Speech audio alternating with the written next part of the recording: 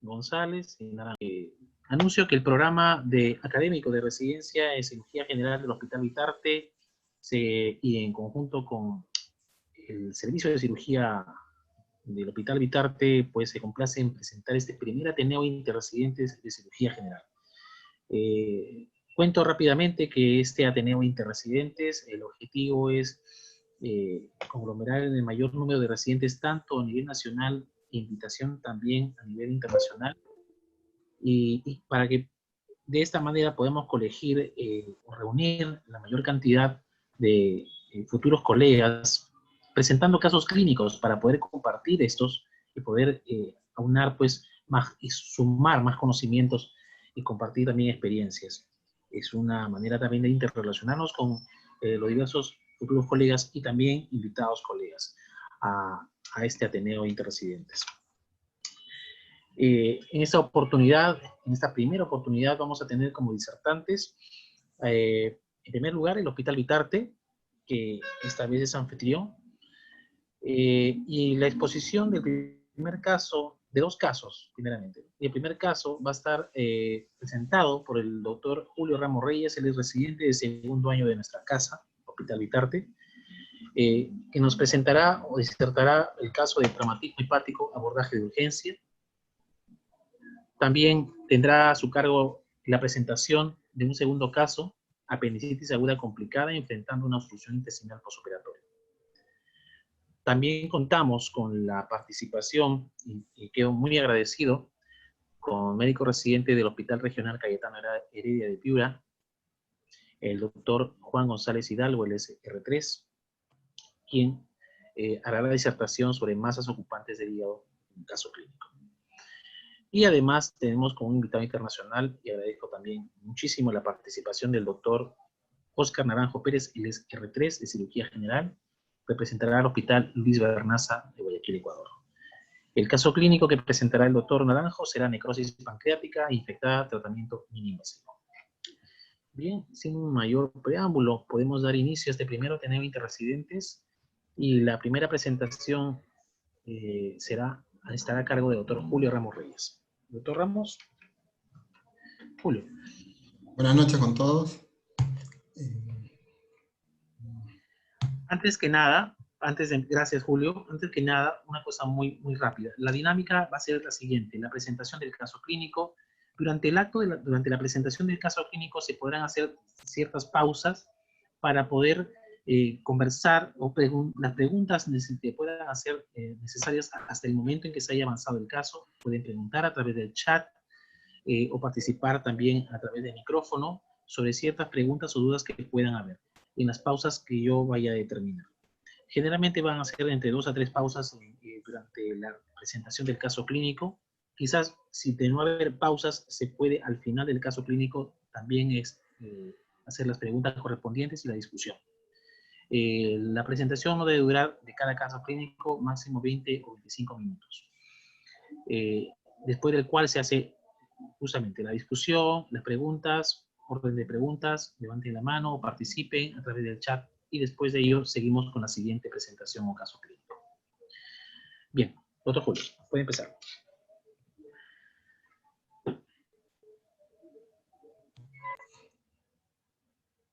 ¿Sí llega a visualizar? Sí, ¿no? Correcto, Julio, sí. Buenas noches con todos. Este es el primer Ateneo que nuestro hospital está organizando, y a la vez me presento, soy el doctor Ramos, residente del segundo año del Hospital de Vitarte. También nosotros, aprovechando la ocasión que hay varios residentes, colegas nuestros de diferentes sedes, estamos dispuestos a también participar en las invitaciones que ellos nos puedan hacer en un futuro, ¿no? Bueno, el caso del día de hoy va a ser, el caso clínico va a ser un trauma hepático, abordaje de urgencia. Es un caso que nos llegó este mes, en época de pandemia, a nuestro hospital. Para los que no saben, nosotros somos un hospital de Vitarte, en la carretera central, donde hay bastantes problemas de violencia, y a la vez también bastantes accidentes de tránsito. Entonces nosotros, el tema de trauma hepático nos llegan, o perdón, de pacientes de traumas abdominales nos llegan con mucha frecuencia, ¿no? Bueno, este es un paciente que ingresa el día 25 de septiembre, un paciente varón de 30 años, de procedencia de ATE, de Lima, sin antecedentes de importancia. Ingresa este paciente con un tiempo de enfermedad de 2 horas, que el paciente es traído por un familiar que va a referir que una agresión por terceros por arma blanca, un cuchillo, que le ocasiona una herida punzo penetrante en la región del epigastrio con dolor en dicha zona y sangrado no activo. El paciente lo que refería fue que lo agredieron, el paciente pensó que era superficial, se echó alcohol y conforme iba pasando las horas, el dolor persistía. Al momento del ingreso, se evidenció en una posición antálgica, flexionada hacia adelante, una herida cubierta con un polo humedecido con sangre y con coágulos, ¿no? El cual ingresaba a la emergencia, le echamos a la camilla para examinarlo, se retira el polo humedecido, se retira los coágulos y encontramos una lesión, como lo podemos ver en la imagen que está ahí, es una lesión oblicua, ¿no? Que al momento del examen, del examen vemos una lesión al examen manual, ¿no? El cual ingresaba a cavidad abdominal. Al examen físico, ¿qué podemos encontrar? Es un paciente que ingresa con una presión de 9,6, una frecuencia cardíaca de 110, frecuencia respiratoria de 20, una temperatura de 36,3. Paciente con una fase quejumbrosa, dolorida, en aparente regular estado general, con una leve palidez en el rostro, aparato respiratorio y cardiovascular sin alteraciones, pero en el abdomen era una herida punzopenetrante de aproximadamente 5 centímetros oblicuo en región epigastrio. Los ruidos sinoaéreos se encontraban disminuidos, un poco distendido. Había reacción peritoneal en todo en mi abdomen, en toda la cavidad, prácticamente. Dolorosa la evaluación difuso en abdomen. Y la evaluación manual, como lo mencioné, ingresaba a cavidad abdominal, ¿no? Bueno, un GLACON 15, ¿no? Y lo diagnosticamos un traumatismo abdominal abierto.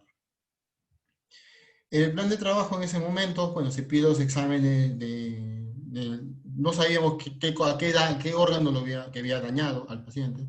Entonces le pedimos los prequirúrgicos, le sacamos un AGA, y bueno, en los prequirúrgicos, bueno, le sacamos un hemograma, lo primero que destacó fue que la hemoglobina estaba en 12,6 y una leucocitosis de 14,7. No había mayor significancia, bueno, un grupo A positivo, se sacó una prueba rápida COVID, donde salió IgG positivo, reactivo, ¿no? El paciente había tenido COVID en agosto, a fines de agosto de hace un mes, había tenido COVID, ¿no? Y había salido del cuadro de COVID, ¿no? Asintomático, no había tenido problemas respiratorios ni nada. Los serológicos salieron negativos, el examen de orina de 3 a 5 leucocitos por campo, no encontraron hematíes. Se le saca un AGA donde se encuentra el lactato en 0,6, después no había otro cambio significativo. Le pedimos un ecofaz en ese momento, se le saca una ecografía, y donde encuentra, según lo que nos refiere el ecógrafo en ese momento, líquido libre aproximadamente 100 cc interasas en aguas fosas ilíacas. Ya, pero el dolor del paciente persistía, estaba muy adolorido, y la palidez, a pesar de la hemoglobina. Y bueno, y se decide preparar al paciente, pasar a operaciones para realizar una laparoscopia exploratoria, ¿no? Antes de ingresar se le hace una colocación de sonda nasogástrica, sonda Foley, y se ingresa aproximadamente una hora y 20 después de su ingreso del paciente a emergencia. Hasta ahí quisiera saber si hay alguna pregunta, alguna duda del preoperatorio antes de entrar a sala. No sé si... Bien, Julio, sí. A este punto, si hubiera alguna pregunta o algún comentario de parte de nuestro público presente, yo te preguntaría, Julio, acerca del tiempo de ingreso, el tiempo de el momento del evento hasta su ingreso a emergencia. Bueno, el paciente demoramos en ingresar a sala, o sea, nos hizo lo más pronto, para aproximadamente hora y 20 Ya, antes de pero ingresar a sala el de tiempo que operación. requiere de haber sufrido Allá, el tiempo que el paciente refiere son 2 horas antes de su ingreso, Ujú, 2 horas porque el antes. paciente no valoró la lesión inicial. El paciente cuando llega al área de emergencia, el paciente pensó que era superficial. Se pone inclusive un polo donde se evidencia cuando el momento del ingreso que está humedecido, había presencia de coágulos. Al momento que nosotros lo hemos retirado y hemos explorado manualmente, ahí es donde hemos evidenciado que entraba a cavidad, que manualmente se podía ingresar a cavidad. Es por eso que, bueno, se decide Claro, piroquirúrgico, pero no estaba activo en ese momento, o sea, solamente había coágulos, no estaba sangrando, no había un sangrado activo. claro, importante determinar la violación, digamos así, del peritoneo, corroborando con el examen digital y el ingreso a cavidad abdominal. Y segundo, el estado hemodinámico con el que hemos podido ver en el reporte de funciones vitales que se encontraba hipotenso, había taquicardia, y sobre todo la reacción peritoneal al examen físico, ¿no? El abdomen indicaba o representaba ya un motivo como para poder decidir pues, una laparotomía exploratoria como la que fue sometido el paciente. Y la En, hemoglobina, sí, ¿no? La Sí, hemoglobina estaba en entonces... realidad sí, porque no sabíamos a qué nos estábamos enfrentando, ¿no? En ese momento era un trauma abdominal abierto, no sabía qué órgano había podido haber dañado, ¿no? Así es. Bien, no hay otra pregunta. Podemos continuar, Julio.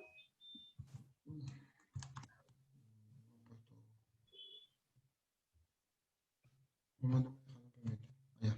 Bueno, se ingresa a sala de operaciones, se hace una incisión supra mediana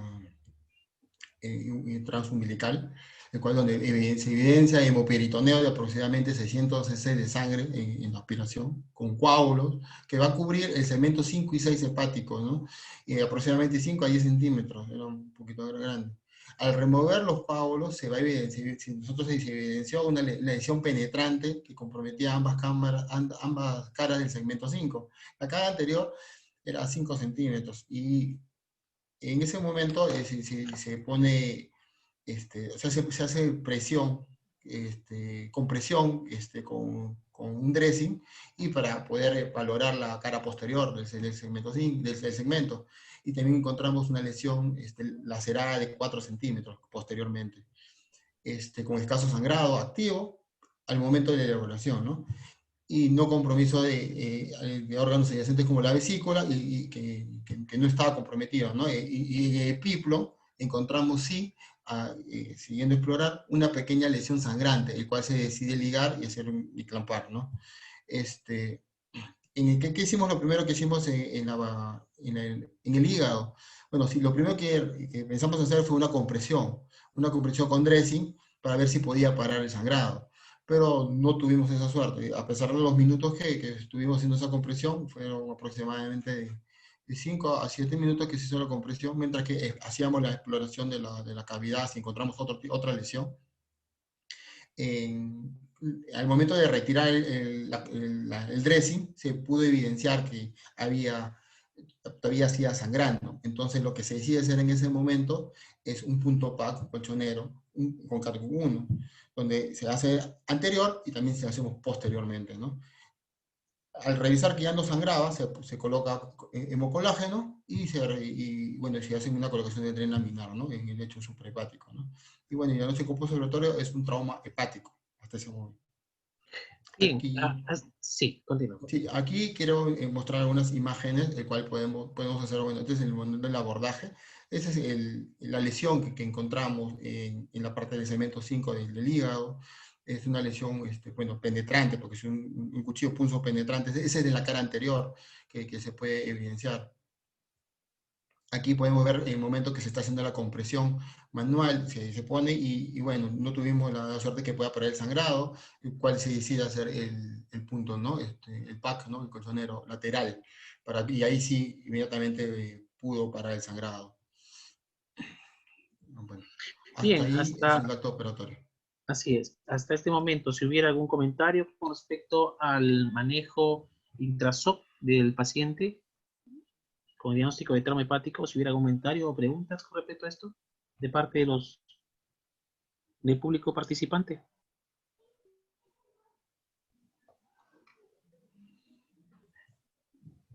Te preguntaría, doctor Julio, con respecto al drenaje. Me mencionas acerca del uso del drenaje, se dejó un drenaje Penrose, ¿no es así? Sí, se dejó ¿Algún un otro drenaje, drenaje más? no, se dejó un drenaje Penrose laminar, el cual, más que todo para poder ver por la cercanía de la vesícula biliar, para poder ver si podríamos encontrar alguna complicación, ¿no? Y justamente, el paciente, bueno, los días, pues, hoy día salió de alta el paciente, y bueno, la secreción que estaba saliendo era escasa prácticamente.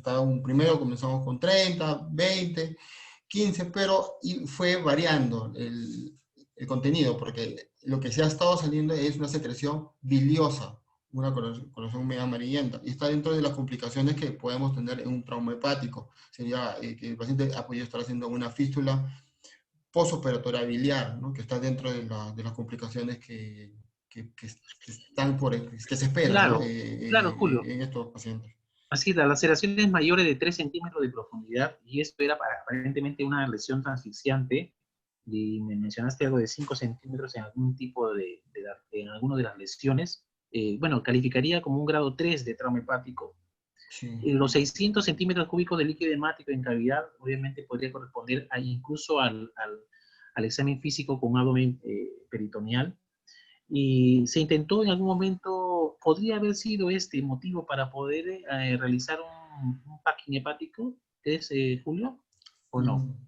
Mm, No, porque no era el sangrado tan masivo que como se hubiera podido dar en un momento, de repente si la lesión era mucho mayor y en un packing hubiéramos tenido que hacer la colocación de mayor cantidad de dressing, solamente son 8 en cada extremo, ¿no? Y no fue necesario, ¿no? No fue necesario en este caso porque la compresión sí llegó a parar el sangrado, pero no como esperábamos. Ujú. Que eso fue una compresión extrínseca en realidad, nada más, pero sangraba un poco, entonces por eso que se decía ser el colchonero lateral. De hecho, las lesiones epigástricas nos obligan al cirujano a entrar con una incisión amplia por línea media y poder hacer la revisión tanto de la cara anterior y posterior del estómago, que es muy importante, y poder también irnos también a la zona del hígado, porque el hígado tiene una extensión hacia la región epigástrica y poder obviamente hacer esa revisión, que debo suponer que se le hizo la revisión de cavidad posterior a Sí, la, ¿no? A la solución del trauma hepático. Ahora, se hizo puntos transficiantes, punto de colchonero en la zona de la lesión hepática, y cuando esto no funciona, es probable que cuando se agoten los medios o mecanismos de coaptar un sangrado, una lesión hepática, pues uno de los recursos últimos y más importantes podría haber sido un packing hepático, ¿no? Que aparentemente no fue necesario en este momento porque se contuvo con la rafía, según voy teniendo de julio, ¿no? sí, claro. Perfecto. Entonces, si hubiera algún comentario, pregunta, están libres los participantes de poder enviar sus preguntas y dudas con respecto al caso. Continuamos, otro punto. Ya. Bueno, el paciente posterior a esto, bueno, toleró el acto quirúrgico, pasó a recuperación, se saca una hemoglobina control porque el sangrado fue 600 y en un momento pensábamos que de repente se había descompensado o que había por mucha sangre. No, porque no sabíamos si antes del ingreso, esas 2 horas, había perdido sangre antes de llegar. Entonces, por el tema de la urgencia, bueno, de hemoglobina salió un 11.3, se le sacó un control después de 8 horas, salió 11.9. El día de ayer se sacó el nuevo control, 12.3. El paciente toleró bioral, está estable totalmente. O sea, se resolvió el problema, pero de todas maneras, por la secreción biliosa que salió así, haya sido en poca cantidad, el paciente el día de hoy que salió de alta, le decidimos dejarle el tren laminar y en 2 días que va a ir al control, justamente conmigo va a ir al control por emergencia, porque ahí por ahí se están haciendo los controles, vamos a ver qué cantidad ha salido o cómo está esa secreción. Nosotros nos guiamos sobre esto del tramo hepático, nosotros nos hemos guiado en la guía WES del 2020, el cual esta guía nos ha ayudado bastante para ver el tema de clasificación, para ver el tema de acuerdo al tema hemodinámico del paciente, y también para nosotros poder determinar el grado de lesión, y de acuerdo a este grado y esta característica de lesión y el tamaño, nosotros vamos a poder determinar el grado que va a ser, si puede ser de 1, 2, 3, 4, 5, 6. En nuestro paciente que he presentado el día de hoy ha sido una laceración de 5 anterior y de 3, que sería un grado 3 por la lesión de 3, ¿no? Que nos dice aquí.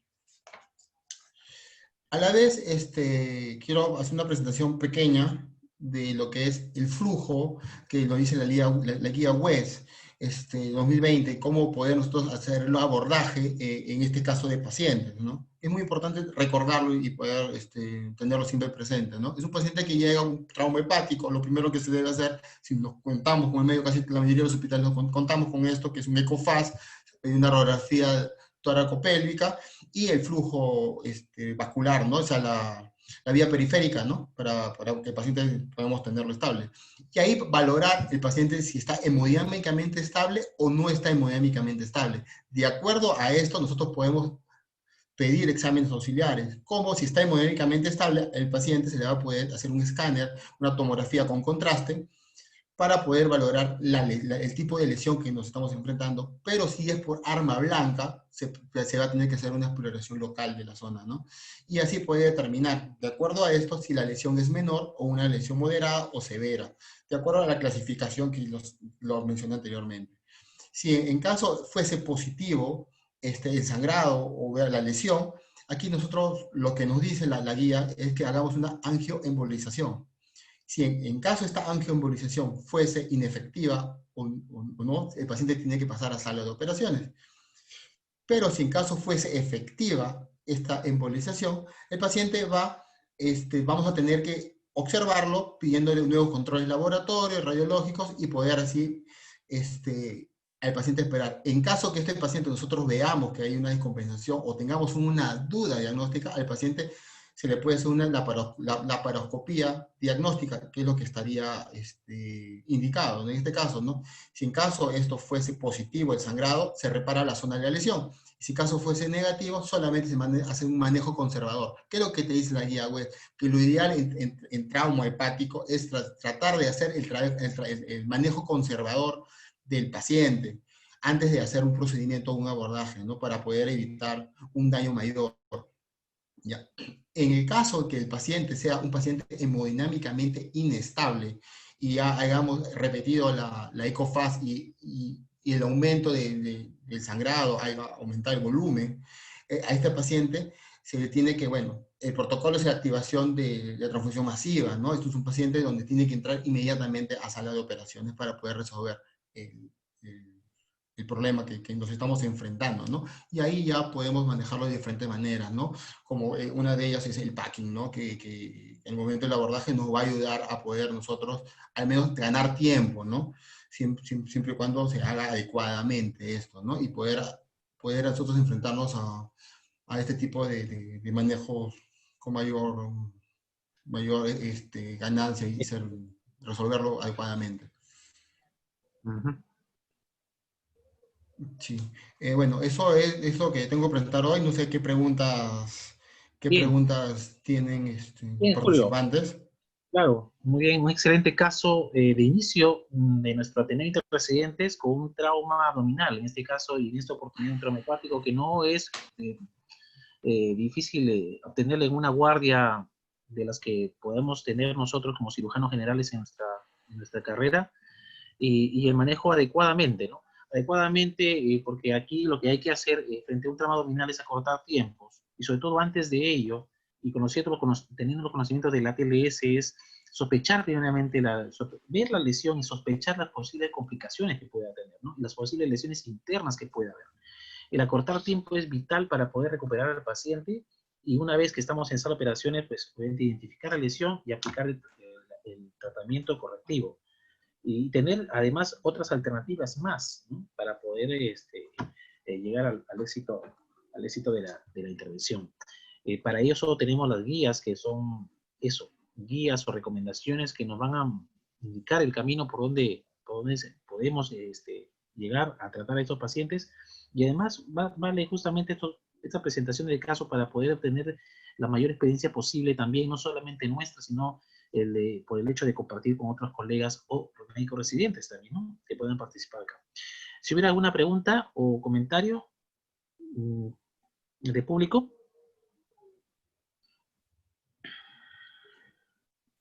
Aquí yo quiero resaltar algo, doctor.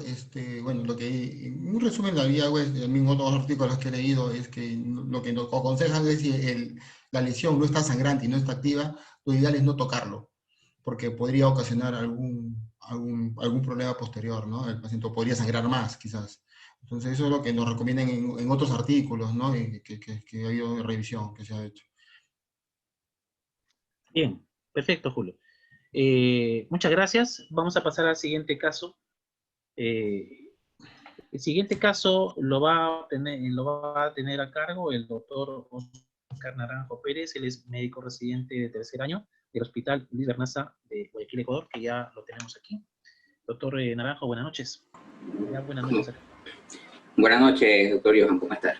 Gracias por la invitación. Gusto de conocerte, Oscar. Gracias, igualmente. Te paso el micrófono entonces para que nos haga la presentación de caso clínico. Muy bien, gracias.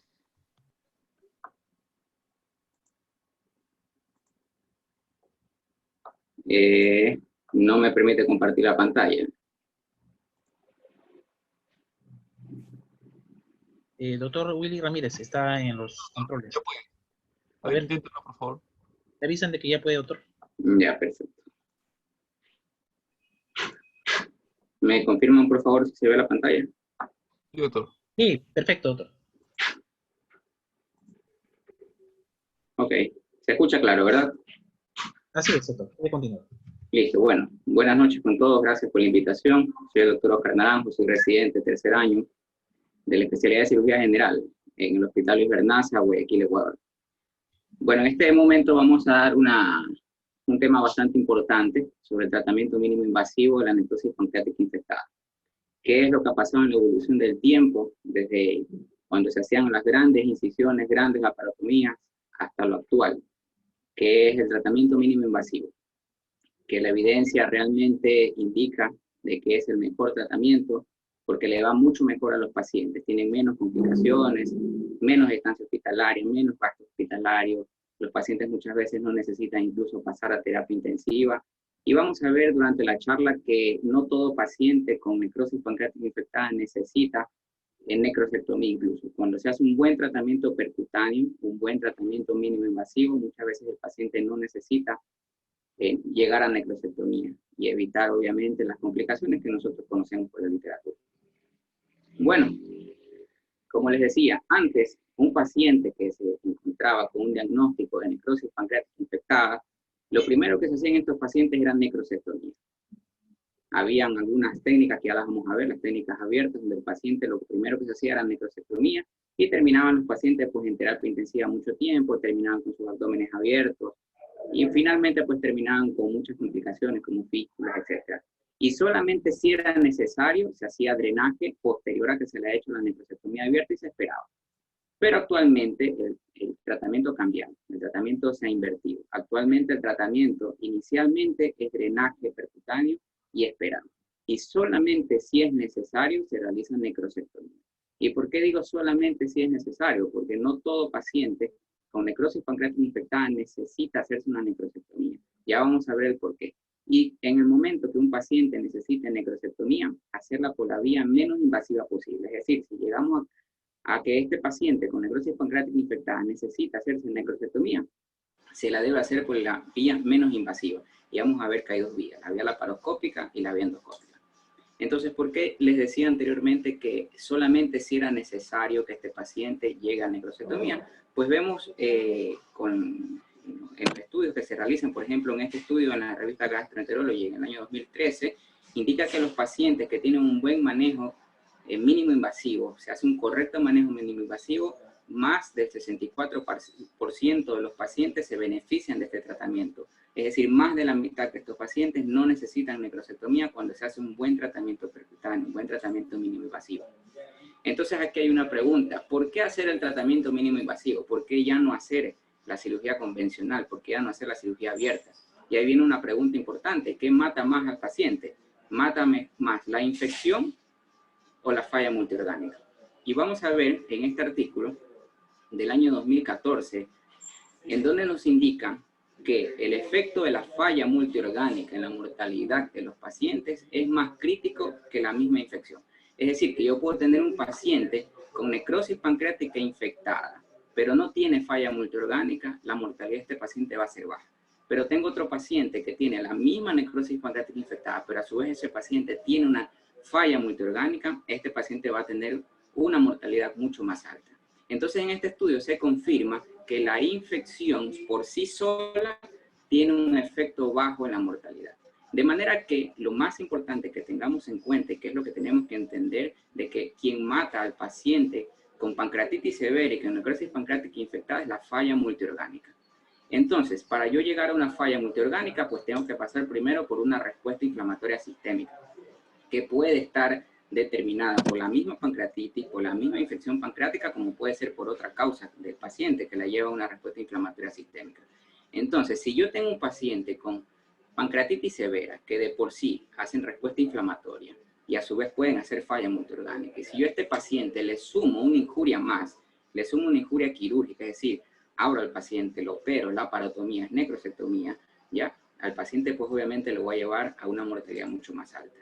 En este estudio también, en el año 2016 de la revista Pancreatology, se determina como conclusión que los pacientes que tienen necrosis pancreática infectada y tienen falla multiorgánica, la mortalidad de estos pacientes es más del 30%. Y los pacientes que tienen necrosis pancreática infectada, pero no tienen falla multiorgánica, su mortalidad es del 1.4%, es decir, casi la misma mortalidad que tienen los pacientes con pancreatitis leve, que como conocemos, la mortalidad de los pacientes con pancreatitis leve está alrededor del 1%.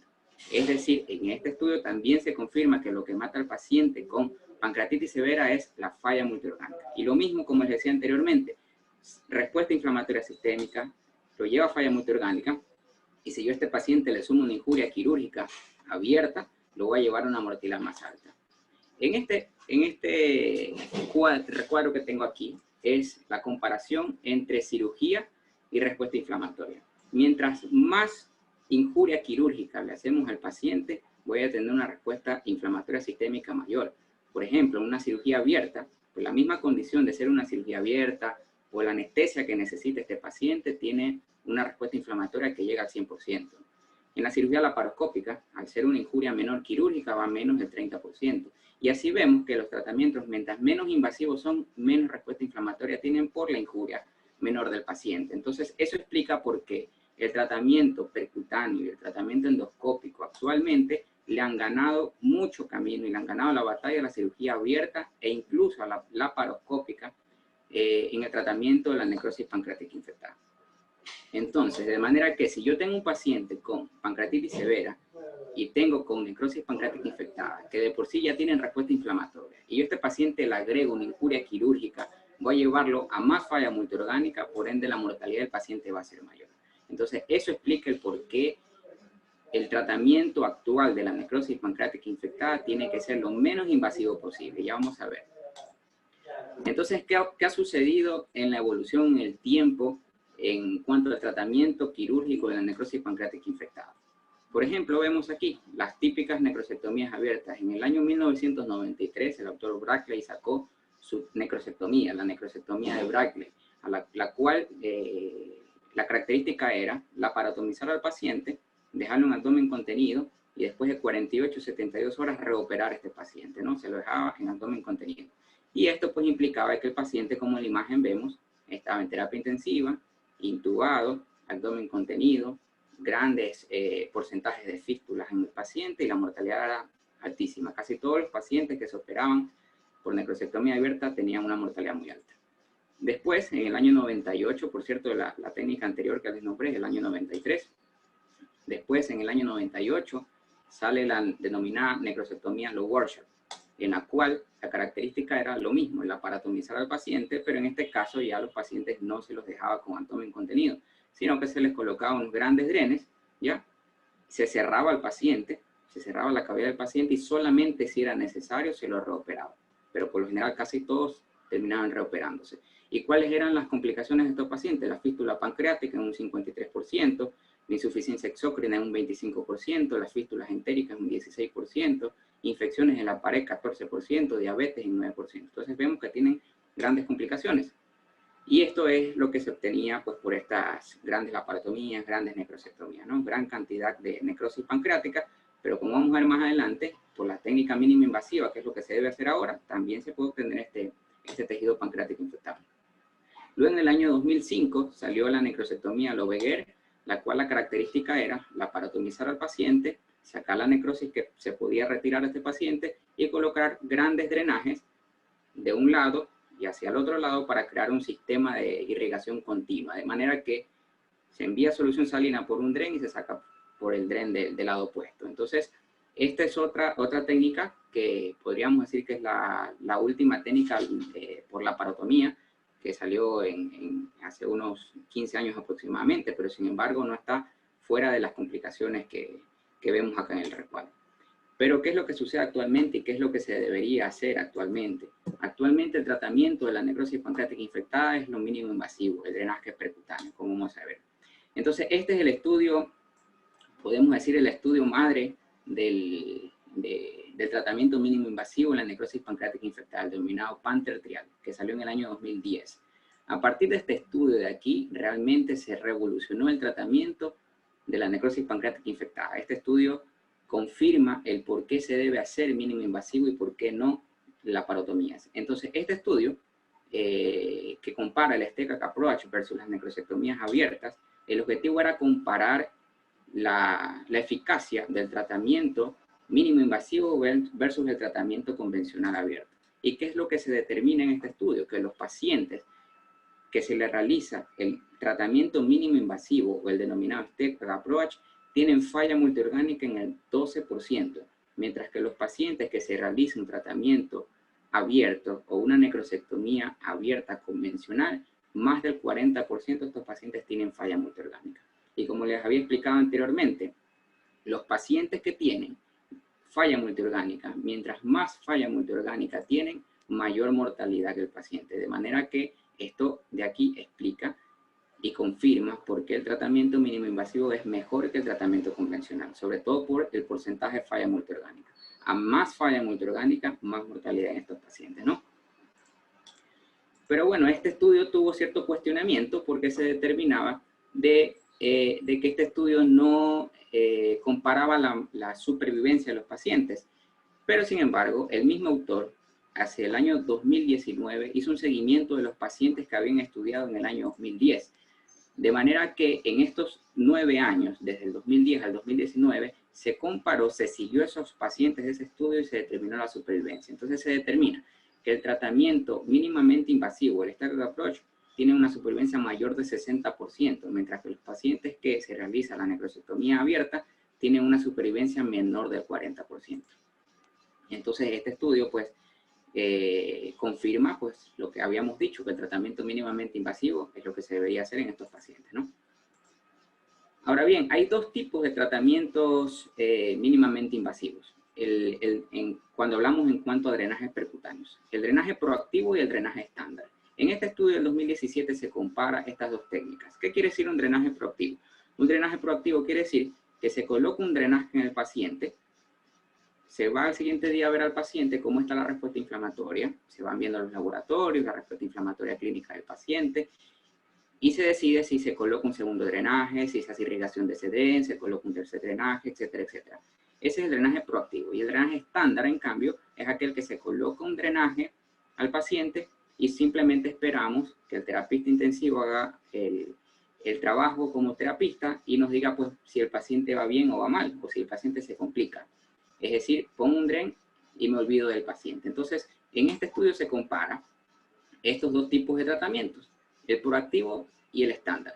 ¿Y qué es lo que se determina? Que los pacientes que se realiza un drenaje percutáneo proactivo, la necesidad de necrosectomía de estos pacientes es menor del 30%. Mientras que los pacientes que se realiza un drenaje percutáneo estándar, la necesidad de necrosectomía es más del 50%. En conclusión, los drenajes percutáneos realmente debería hacerlos el cirujano entrenado en cirugía mínima invasiva, porque, por ejemplo, si lo realiza un radiólogo, ¿no?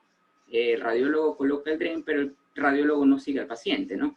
pero en cambio el cirujano es aquel que va a tomar la decisión de cuándo realizar la necrosectomía del paciente.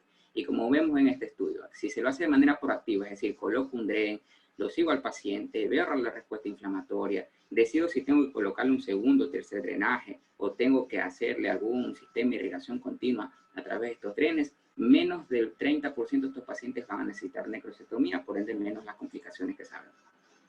Ahora bien, y si tengo que operar al paciente y tengo que hacer la necrosectomía, ¿cuándo lo opero? Pues la respuesta es mientras más tarde mejor. En este estudio se compara que los pacientes que se operan en los primeros 14 días tienen una mortalidad del 75%, mientras que los pacientes que se operan entre el día 15 y el día 29 tienen una mortalidad del 45%. Y los pacientes que se operan posterior a los 30 días tienen una mortalidad del 8%. Es decir, que si yo espero mínimo 4 semanas para realizar la necrosectomía en el paciente, la mortalidad va a ser muy baja. Entonces, la respuesta es, mientras más tarde realiza la necrosectomía, es mucho mejor.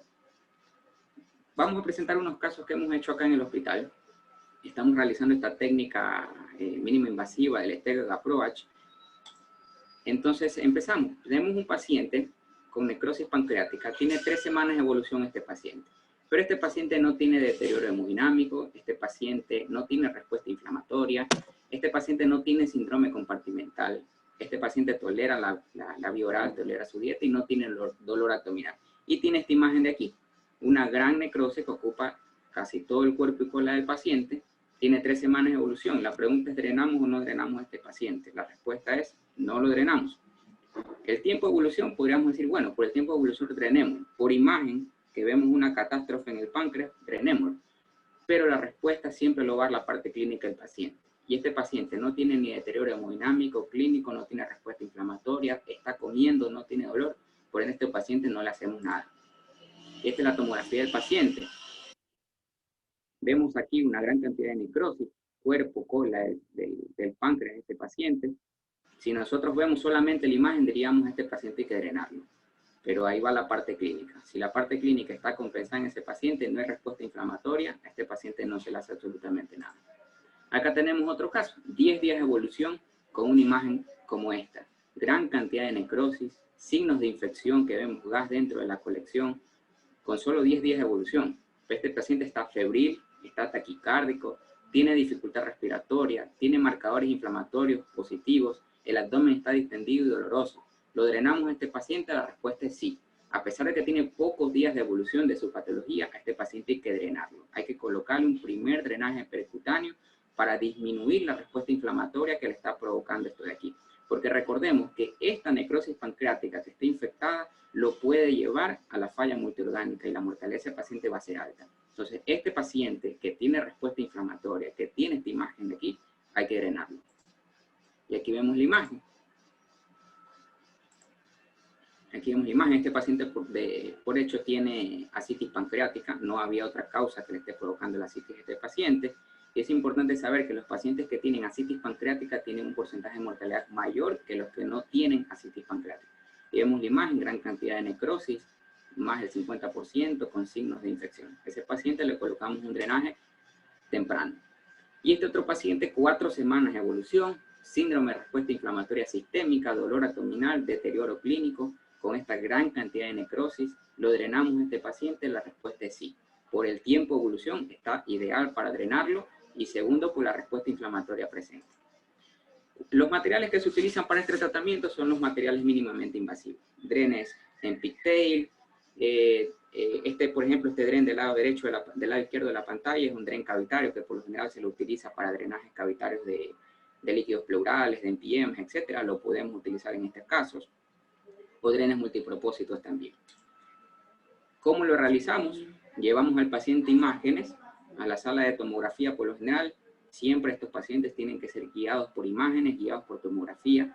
Por ecografía es muy difícil hacerlo, realmente creería yo que imposible. No he visto reportes de que se hayan hecho por vía ecográfica, casi todo se los hace por vía tomográficas. Aquí, por ejemplo, en esta imagen vemos que el paciente está en decúbito lateral derecho. Realmente esto es dinámico, depende de dónde esté la colección, dónde esté la necrosis para nosotros ubicar al paciente y poderlo drenar. Se coloca un primer drenaje, siempre el primer drenaje es en la región epigástrica. Algunos autores indican de que el primer drenaje que se coloca en la parte anterior, en la parte epigástrica, debería ser transgástrico, sobre todo por el manejo de la fístula pancreática a futuro que pueda presentar, porque es mucho más fácil manejar una fístula pancreática que drena hacia el estómago a que drene hacia la cavidad peritoneal. De tal manera que el primer drenaje siempre tiene que ser primero epigástrico y segundo, algunos autores recomiendan que sea transgástrico. Nosotros, por ejemplo, acá en la institución no lo hacemos transgástrico, no tenemos experiencia haciéndolo transgástrico, lo hacemos transperitoneal, pero siempre el primero tiene que ser epigástrico. Esta imagen que vemos aquí es la imagen del primer drenaje. Bueno, aquí no está colocado, o sea, totalmente no se ve en esta imagen, en esta foto, no se ve el dren que llega a la punta hacia acá, pero siempre la punta tiene que llegar lo más distal posible. Luego, este paciente, una semana posterior, continúa con su respuesta inflamatoria, decidimos colocar el segundo drenaje. El segundo drenaje siempre tiene que ser en el lado lateral izquierdo, por lo general aproximadamente en la vía línea axilar media, línea axilar posterior, y lo ideal siempre debería ser retroperitoneal. En este caso, colocamos al paciente en decúbito lateral derecho, identificamos la zona donde vamos a realizar la punción, y aquí vemos la imagen donde está entrando el dren hacia la cola y cuerpo del páncreas. Acá ya tenía colocado su dren epigástrico. Aquí nosotros estamos colocando el segundo dren en el lado lateral izquierdo para llegar hacia la celda pancreática. Y así como vemos en la imagen izquierda de la pantalla, vemos cómo está colocado el dren del paciente, que es un dren cavitario, en este caso de 14 French. Este paciente continúa, estamos hablando del mismo paciente anterior, continúa con la respuesta inflamatoria de este paciente continuaba presente, y bueno, pues decidimos realizar los denominados drenajes proactivos, drenajes vigorosos, es decir, dilatación de los drenes. En este caso, como vemos en la imagen izquierda, tenemos dilatadores que van desde los 20, 24, 28, 32 French, ya para realizar, como vemos en la imagen derecha, la dilatación del trayecto epigástrico. El primer dren que habíamos colocado lo estamos dilatando a través de una guía metálica, con una técnica de Seldinger. Estamos haciendo la dilatación. Luego que hacemos la dilatación, colocamos un dren que puede ir de 28 French, 32 French, que puede ser, por ejemplo, en nuestro hospital utilizamos sondas rectales o tubos torácicos. Los dejamos colocados en este paciente y luego, pues por imagen, identificamos que esté bien colocado. Después realizamos la dilatación del trayecto lateral izquierdo. Esto lo realizamos 3 días posteriores a que hicimos la dilatación del dren percutáneo que se encontraba en el lado epigástrico. De hecho, estos pacientes, me olvidaba de comentarles que estos pacientes no necesitan anestesia general. Estos pacientes los realizamos con anestesia local, los realizamos en la sala de imágenes, no necesita estar en quirófano, de manera que la respuesta inflamatoria o la injuria no es alta. Entonces, en este caso estamos realizando la dilatación del trayecto lateral izquierdo. Como vemos aquí, vemos está colocando el dilatador, y como vemos incluso al momento de retirar el dilatador sale gran cantidad de material purulento. Entonces a través de la guía metálica colocamos el dilatador, se dilata el trayecto, y a través de este trayecto dilatado colocamos una sonda rectal, en este caso que es de 28 French. Ya vamos a ver que el objetivo de esto es que por esta zona de aquí vamos a colocar el laparoscopio para una posterior necrosectomía. Entonces aquí comprobamos que esté bien colocado, como vemos aquí. Este es en la imagen izquierda de la pantalla, está la sonda rectal colocada, en la imagen derecha está identificada por imagen horquilla. Y así es como queda el paciente. Un dren anterior de 32 French, perdón, que es en la zona epigástrica, y un dren lateral izquierdo de 32 French igual. ¿Cuál es el objetivo de colocar estos dos drenajes de aquí? Primero, drenar colecciones. El segundo objetivo es crear un sistema comunicado en la celda pancreática entre estos dos drenes. ¿Para qué? Para realizar las irrigaciones, que pueden ser irrigación continua y irrigación intermitente. Es decir, enviar solución salina por el dren anterior y que salga por el dren lateral. Para de esa manera limpiar la celda pancreática, limpiar tejido necrótico que pueda salir. Y posteriormente, pues realizar un abordaje retroperitoneal por la paracopía, el denominado VAR. Así es como en este caso aquí, por ejemplo, vemos en este video, se envía solución salina de manera intermitente con una jeringuilla bullón y vemos cómo sale por el lado lateral izquierdo. Sale detritus, sale líquido inflamatorio, y en cambio en esta aquí colocamos un sistema de irrigación continua, colocamos un equipo de venoclisis por el dren epigástrico y vemos que por el dren lateral izquierdo sale como vemos en el video, sale gran cantidad de líquido inflamatorio. Esto aquí está conectado a una bolsa de solución salina de 3000 ml. ¿Cuál es la diferencia? Que la irrigación continua e intermitente, es decir, la que hacemos con la jeringuilla de bullón, tenemos que hacerla por lo general cada 8 horas, con 250 aproximadamente a 500 cc de solución salina, y la que realizamos con irrigación continua, se lo hace más o menos a un ritmo de 8 a 10 litros por día.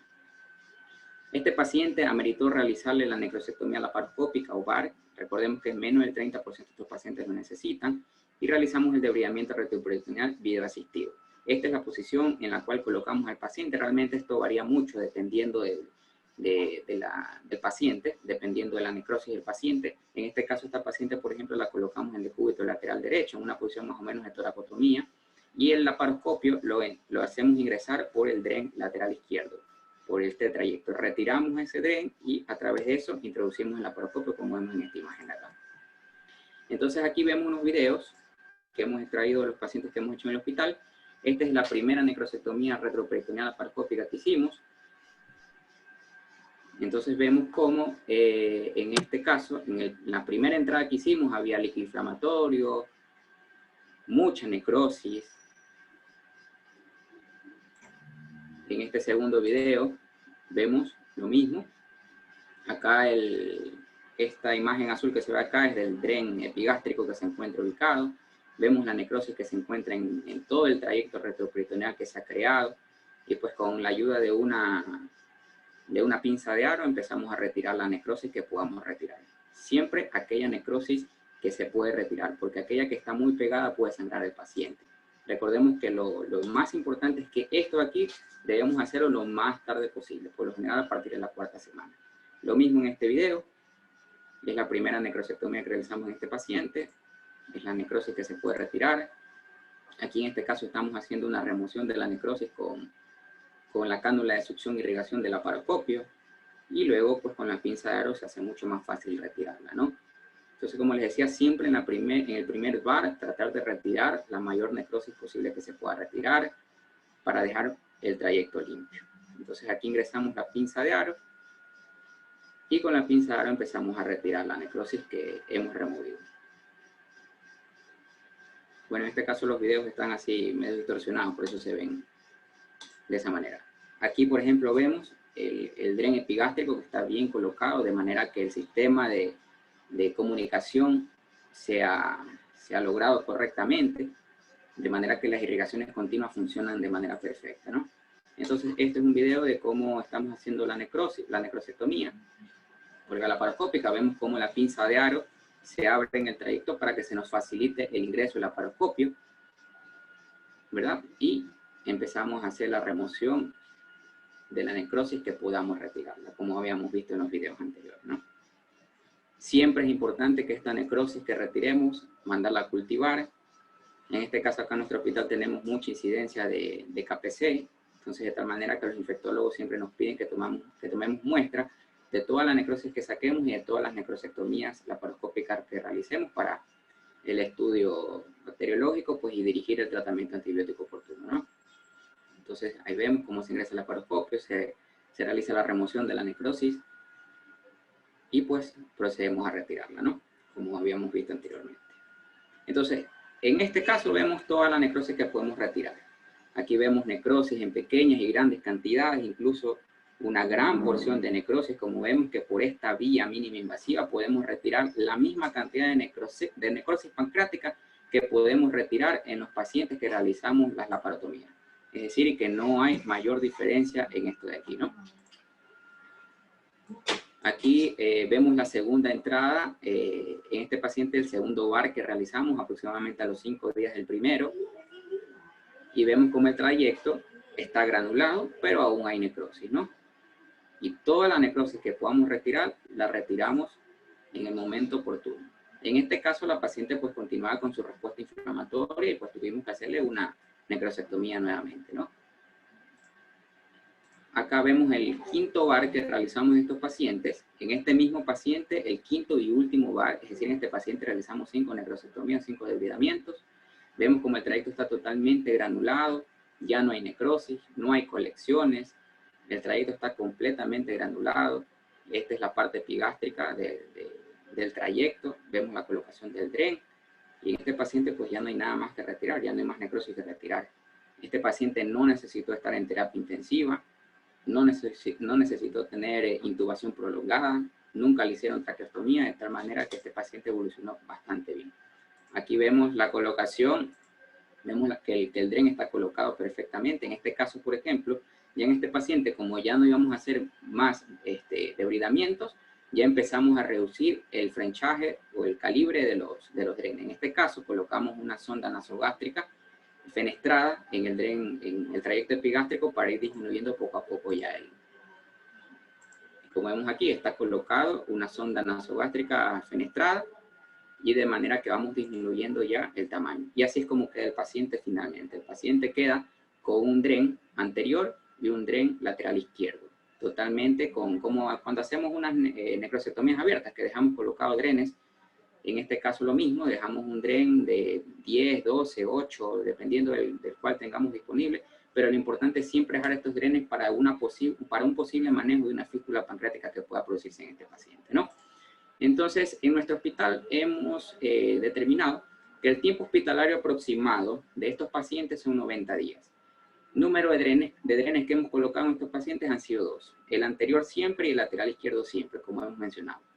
¿Cuántos debridamientos retroperitoneales por paciente? Aproximadamente 5 debridamientos por cada paciente.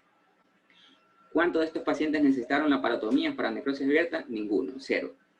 ¿Cuántos de estos pacientes necesitaron terapia intensiva? Ninguno. ¿Y cuántos de estos pacientes necesitaron intubación? Ninguno. De tal manera que este tratamiento mínimamente invasivo disminuye la respuesta inflamatoria de estos pacientes, disminuye la estancia hospitalaria, disminuye las complicaciones que pueden estar relacionadas con la estancia en terapia intensiva, intubaciones prolongadas, etcétera, etcétera. De tal manera que se comprueba de que el tratamiento mínimo invasivo en la necrosis pancreática infectada debería ser el tratamiento de primera línea.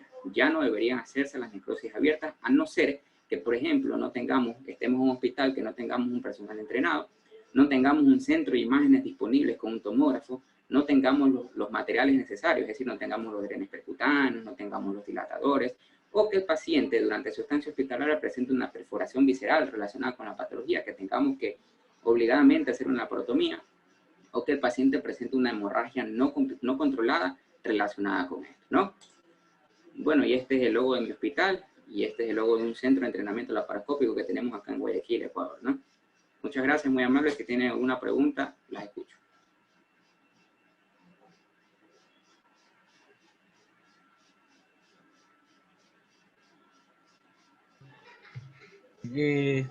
Doctor Oscar, excelente exposición.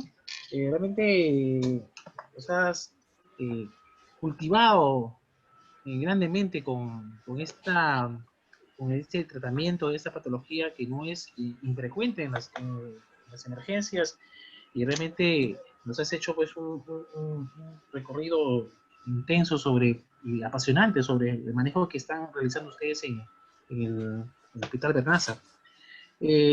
Con respecto a la citis pancreática, por ejemplo, ¿cuál es el tratamiento en estos casos, ¿no? Bueno, si tenemos... Sí. Si tenemos un paciente con una citis pancreática leve que no tiene complicaciones, por ejemplo, un síndrome compartimental relacionado con la citis pancreática, realmente no le hacemos nada. Tenemos un paciente actualmente que tiene una citis pancreática muy leve, pero no está complicada, no tiene complicaciones relacionadas a esta citis pancreática, realmente no la tocamos. Solamente si el paciente hace hipertensión intraabdominal y hace un compartimental intraabdominal, realizamos un drenaje percutáneo de la citis, pero siempre percutáneo. El papel de la resonancia magnética como imagen de inicio para el diagnóstico de necrosis pancreática. Nosotros acá en el hospital hacemos con tomografía contrastada. Hacemos una tomografía trifásica en fase arterial y venosa, venosa tardía, y con eso hacemos el diagnóstico. Nosotros utilizamos la resonancia magnética como método de imagen final. Cuando ya terminamos el tratamiento en el paciente, realizamos una resonancia para ver la cantidad de páncreas que le quedaba al paciente, para ver cómo está el conducto de Wilson al final del tratamiento. Una pregunta que nos mencionan en el chat, dice, ¿porcentaje de fístulas pancreáticas? Bueno, el porcentaje de fístulas pancreáticas en estos pacientes van aproximadamente menor del 10%. A comparación del tratamiento abierto, que es pues mucho más el 40%, pero en este caso las fístulas pancreáticas son menos del 10%. Y el manejo que nosotros hacemos es que, como al paciente lo dejamos con los drenes percutáneos, los drenajes de menor calibre, pues esa fístula se maneja con esos drenes. Y cuando retiramos los drenes, cuando el paciente tiene aproximadamente menos de 10 o 5 ml en 24 horas de contenido pancreático, los retiramos.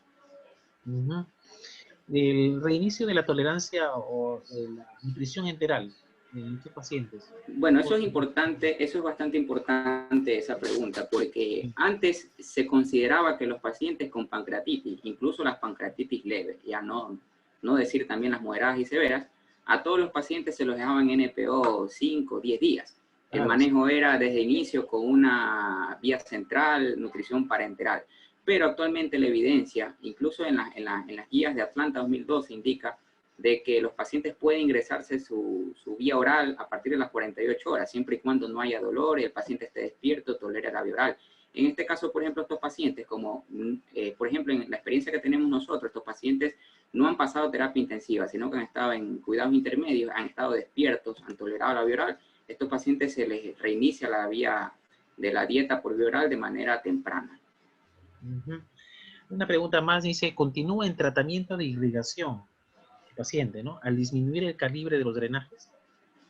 Claro, cuando vamos disminuyendo el calibre de los drenajes, continuamos con el tratamiento de irrigación hasta que el líquido salga completamente claro. ¿Es posible aplicar drenajes a presión negativa en algún momento del tratamiento del paciente con necrosis pancreática? Nosotros no lo hemos utilizado, nosotros hemos utilizado los drenes que se utilizan en la parotomía, los Biovac, con las peritas, y con eso no hemos utilizado otro tipo de drenajes y nos ha ido bastante bien con aquello. Bien, bueno, si no hubiera algún otro comentario, pregunta. Una pregunta, disculpe.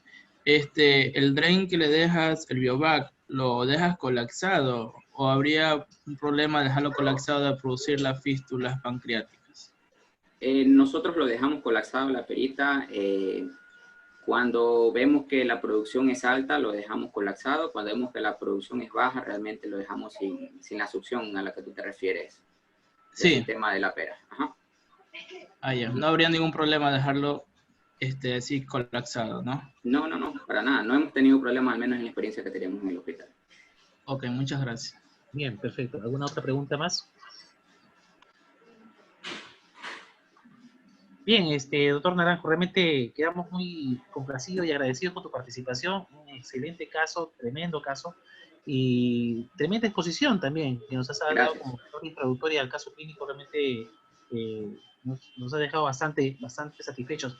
Y obviamente que el Hospital Luis Bernaza tiene un tiempo ya bastante largo, ¿no?, de actividad. Así es. Es un hospital muy antiguo. Claro. ¿No? El Hospital Bernaza es un hospital histórico acá en el país, un hospital de referencia a nivel nacional. Ajá, y trascendental allá en Ecuador. Realmente te felicito. Muchas gracias. Oscar, y bueno, pues entonces quedamos por invitarte también a nuestra segunda edición, quizás de Ateneo Interresidentes, y también igual el Hospital Luis Bernaza, pues, y su médico residente, pues están invitados también todos, ¿no? Muy amable, muchas gracias a ustedes por la invitación, gracias. Gracias, muy bien. Perfecto, entonces pasamos al siguiente caso. El doctor Juan González Hidalgo, el médico residente tercer año del Hospital Regional Cayetano Heredia de Piura, nos va a hacer una presentación sobre masas ocupantes del hígado. Doctor González Hidalgo. Bueno, buenas noches con todos. En realidad yo soy médico residente del Hospital Santa Rosa, pero cuando inició la pandemia fuimos derivados hacia el Hospital Cayetano Heredia de acá de Piura, y actualmente el grupo de residentes que tenemos del Hospital Santa Rosa estamos rotando prácticamente en el Hospital Cayetano Heredia. Ya son 6 meses que estamos ahí. Y pues dentro de los casos que hemos visto, esta vez decidimos presentar el caso clínico de masas ocupantes del hígado. ¿Ya? El caso se ha desarrollado con el jefe del departamento, el doctor Armando Román, el doctor Héctor Arroyo, que es un médico cirujano del servicio, y mi persona. Bueno, nos llega un paciente con iniciales PPM de 40 años de edad, masculino, estado civil casado. El señor fue o es obrero de construcción civil, viene de Talara, ingresa el 1 de septiembre del presente año por presentar una enfermedad con un tiempo de evolución de 3 semanas, de forma de inicio insidioso y curso progresivo. Los síntomas que llega presentando el paciente son dolor abdominal, náuseas, vómitos y fiebre. Bueno, él acude por la emergencia, por presentar un dolor abdominal tipo cólico localizado en hipocondrio derecho. Este dolor se irradia a espalda y a epigastrio. De intensidad 6 de 10 en la escala de valoración anestésica, asociado a náuseas y vómitos. Bueno, como es muy común acá en el Perú, el paciente acude a una farmacia en donde el farmacéutico le indica diclofenaco más dexametasona por 3 días. Pese a esto, el paciente continúa con la sintomatología antes descritas y 2 semanas antes del ingreso a la sintomatología descrita anteriormente se agrega fiebre cuantificada hasta de 39.7, por lo que este señor va a un médico particular quien le solicita una ecografía abdominal. En esta ecografía lo que se diagnostica son quistes complejos versus un acceso hepático y se le deja un tratamiento antibiótico el cual no fue referido por el paciente por un lapso de 1 semana. Ahora, ya que este paciente continuaba con los síntomas, llega al Hospital Cayetano Heredia, en donde al ingresar por emergencia, uno de los asistentes del hospital, experto en ecografía, le realiza una ecografía y se hace una punción en donde se drenan aproximadamente 800 centímetros cúbicos de un líquido biliar. Por esta razón, el paciente es hospitalizado en el servicio de cirugía general. El paciente ingresa presentando un apetito disminuido, sed aumentada, un sueño disminuido, la orina estaba colúrica, las deposiciones normales, y un dato relevante es que había una pérdida de peso de aproximadamente unos 2 kilogramos en 2 semanas. Al examen físico estaba en un mal estado general, con un regular estado de hidratación, un mal estado de nutrición y las escleras se veían subictéricas. Adicional a eso, en tórax y pulmones había una disminución del pasaje muy vesicular en las bases. En el abdomen era blando, depresible, doloroso a la palpación en el hipocondrio derecho. Y el reborde hepático se localizaba más o menos unos 8 centímetros por debajo del reborde costal. Los ruidos ileos estaban presentes y el resto del examen estaba sin alteraciones. Ahora, podemos acá ver una imagen en donde incluso llegamos a medir los 8 centímetros que se encontraba el hígado por debajo de la última costilla derecha y las escleras que eran subictéricas. Entonces, se postuló una presunción diagnóstica como tumoraciones hepáticas de etiología determinar, a descartar en este caso quistes hepáticos complejos versus un absceso hepático versus biliomas. Por ende, lo que se hizo fue solicitar los prequirúrgicos, un riesgo quirúrgico, tomografía y ecografía de abdomen. Posterior a esto se programó al paciente para una laparotomía exploratoria. Dentro de los exámenes de laboratorio, él ya viene con algunos exámenes de la ciudad de Talara, lugar donde estuvo ingresado al inicio. Vemos cómo con el tratamiento antibiótico que se le inició desde Talara, inicia con 24.000 leucocitos el 25 de agosto y para el 3 de septiembre ya tenía 6.000 leucos. Dentro del perfil hepático, la única alteración que hubo fue con el tema de la fosfatasa alcalina y la GGTP. Y adicional a esto también hubo una trombocitosis. Su prueba COVID fue negativa, el Western blot fue negativo y el antígeno de superficie también salió negativo. Ahora, la ecografía que se le hizo en el Hospital Cayetano Heredia nos dio un diagnóstico de un hígado de tamaño aumentado, con el lóbulo derecho de aproximadamente 17 centímetros. Adicional a esto tenía colecciones líquidas a predominio del lóbulo hepático derecho, hipoecogénicos, la mayor en el segmento 6 que medía 145 por 120 por 90 milímetros. Las vías biliares se encontraban delgadas, la vesícula biliar estaba colapsada e impresionaba cálculos de aproximadamente 7 milímetros en el interior, con escaso líquido libre perivesicular. Además de esto, había líquido libre subhepático en el receso parietocólico y en la cavidad pélvica. Ahí en la imagen podemos apreciar cómo se veían las tres imágenes dentro del parénquima hepático. En la tomografía de tórax había un parénquima pulmonar con atelectasia en base pulmonar derecha, con efusión pleural bilateral en ambas bases y no se apreciaba un patrón en vidrio ilustrado típico del coronavirus, ¿no? En la tomografía de abdomen encontramos un hígado de tamaño aumentado y densidad conservada, en donde se apreciaban también colecciones líquidas a predominio del segmento 6, de medidas de 13.5 por 11.5 por 8.5 centímetros con un volumen aproximado de 1000 cc.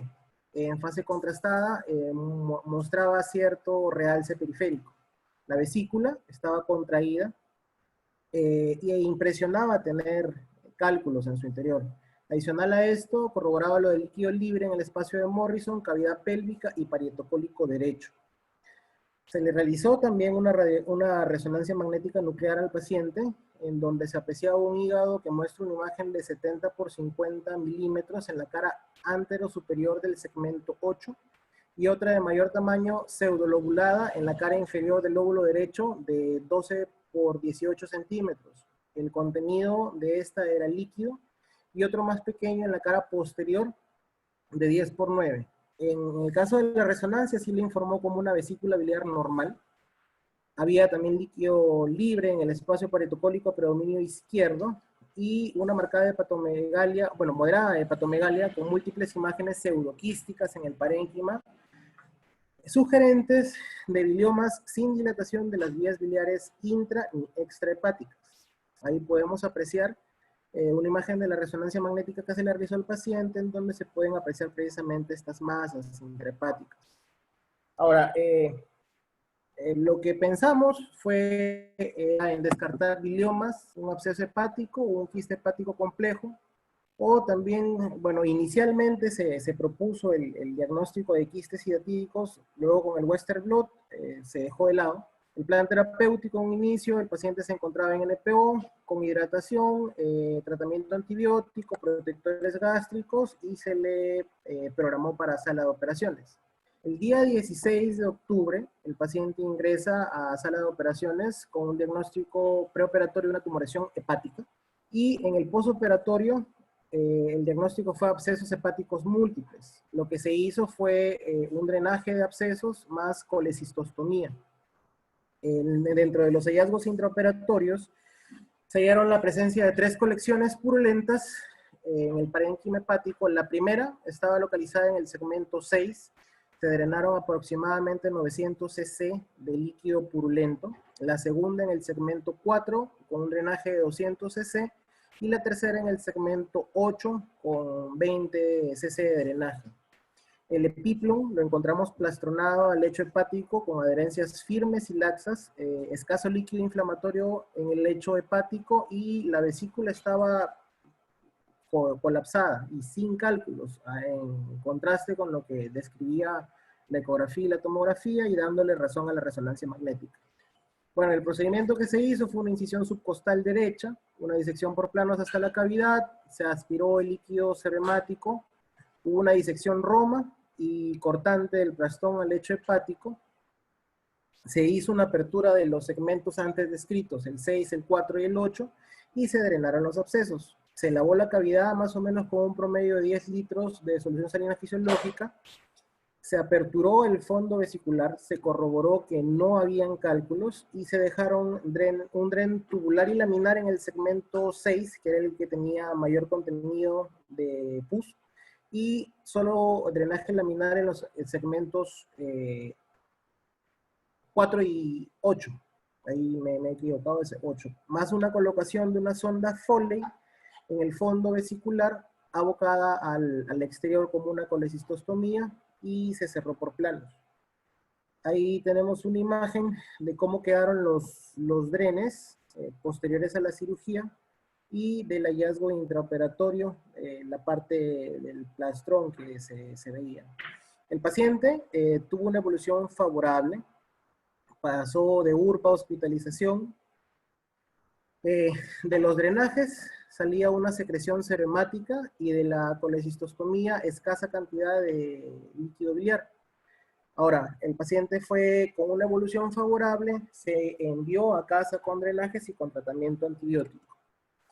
Ahora, bueno, hemos revisado las diferentes masas hepáticas, en donde tenemos una detección incidentalmente mediante una ecografía de un paciente con una neoplasia conocida. Vamos a hacerle estudios de imágenes y punción con aspiración de aguja fina para descartar metástasis hepáticas. Si el paciente está asintomático y no tiene antecedentes de interés, sospechamos de una lesión quística. Si la pared es fina, es un quiste simple. Si la pared es más gruesa, tabicada y tiene membranas, más serología positiva, sospechamos de un quiste hidatídico. Si la lesión es sólida, y dependiendo de las pruebas diagnósticas, específicamente en la resonancia tenemos que sospechar de un hemangioma, de un adenoma hepático, y si no hay algún diagnóstico se hace una punción con aguja fina para descartar que no hay una hiperplasia nodular focal o un adenoma hepático. Adicional a esto, si el paciente está afectado por una cirrosis hepática ya con diagnóstico, se le hacen también las pruebas de imagen diagnóstica y tenemos que descartar un carcinoma hepatocelular. Ahora, bueno, las lesiones netamente hepáticas pueden ser benignas o malignas. Dentro de las lesiones benignas tenemos las sólidas y las líquidas. Los adenomas, la hiperplasia nodular focal, los carcinomas y los metástasis dentro de las malignas. En las líquidas tenemos hemangiomas, quistes hepáticos simples o parasitarios, quistes biliares, biliomas, hematomas, abscesos, y en las malignas los histodenocarcinomas. En lo correspondiente a los hemangiomas hepáticos, tenemos que es el tumor benigno mesenquimal más frecuente, a predilección por el sexo femenino, en donde en una ecografía lo vamos a ver con una naturaleza hiperecogénica, o al momento de pasarle el Doppler va a presentar un realce y una actividad vascular. En la resonancia magnética lo que podemos ver es que va a aparecer hiperintenso con un realce periférico nodular típico que se va a presentar en la fase arterial, con progresivo realce centrípeto en las siguientes fases. Y ya una vez que se puede resecar, vamos a ver acá una imagen de lo que es un hemangioma. Los biliomas son colecciones encapsuladas netamente de bilis que están precedidas por un trauma hepático, normalmente una cirugía tipo una colecistectomía o por algún tipo de accidente. Ahí también se da también como complicación de algunas neoplasias extraabdominales como el cáncer de pulmón, y el bilioma espontáneo es idiopático y mucho más raro. Ahora, con el tema del tratamiento de los biliomas vamos a tener el drenaje percutáneo, va a ser la opción válida o la primera opción a pensar. Y posterior al drenaje vamos a ver con una fistulografía podemos observar que el bilioma no se expanda. Esto siempre y cuando lo asociemos el tratamiento a una sustancia esclerosante. Los quistes hepáticos simples son lesiones congénitas que afectan del 2 al 7% de la población general. Generalmente se va a dar de manera única. Y de caso contrario tenemos que pensar en una poliquistosis hepática y o renal. El tratamiento normalmente también va a ser la cirugía laparoscópica, en este caso la fenestración, en donde procuramos reseccionar la mayor parte de la pared del quiste hasta más o menos 1 centímetro del borde hepático. No hay necesidad de resecar toda la lesión quística. Ahora, tenemos que tener en consideración la anatomía patológica de esto para descartar un cistoadenoma o un cistodenocarcinoma. De corroborarlo en el estudio anatomopatológico, vamos a tener que reintervenir al paciente y resecar por completo la lesión. Ahora, el tema del quiste hidatídico, tenemos a la clasificación de Garvey, la subdividen en 5 clases. La clase 4 y clase 5 son quistes inactivos, muertos, no van a requerir tratamiento. Y las lesiones del 1 al 3, dependiendo del tamaño. Si son mayores de 7 centímetros, netamente tiene que tener un tratamiento quirúrgico. Menores de 3 o 7 centímetros pueden tratarse con albendazol o mebendazol. Adicional a esto, indicaciones para una cirugía abierta sería remoción de quistes multivesiculares mayores de 7 centímetros, quistes infectados, quistes que tienen una comunicación con el árbol biliar o quistes que ejercen presión hacia otros órganos vitales. Los quistes biliares, vamos a tener la clasificación de Todani, en donde vamos a encontrar dilatación precisamente ya sea del conducto biliar común, del colédoco, dilatación sacular del conducto biliar común que se va a dar contra la pared duodenal o un coledococele, múltiples dilataciones biliares intra o extrahepáticas. Ahora, en la ecografía vamos a poder diagnosticar estos quistes biliares con las imágenes, o vamos a verlo como las imágenes que estoy presentando. Las manifestaciones clínicas de estos quistes son variadas, desde no presentar ningún tipo de sintomatología hasta la triada clásica de dolor abdominal, ictericia o una masa palpable. Esto solamente se va a presentar en el 20% de los casos. Ahora, si se presenta en la población pediátrica, es frecuente el defecto de la unión biliopancreática.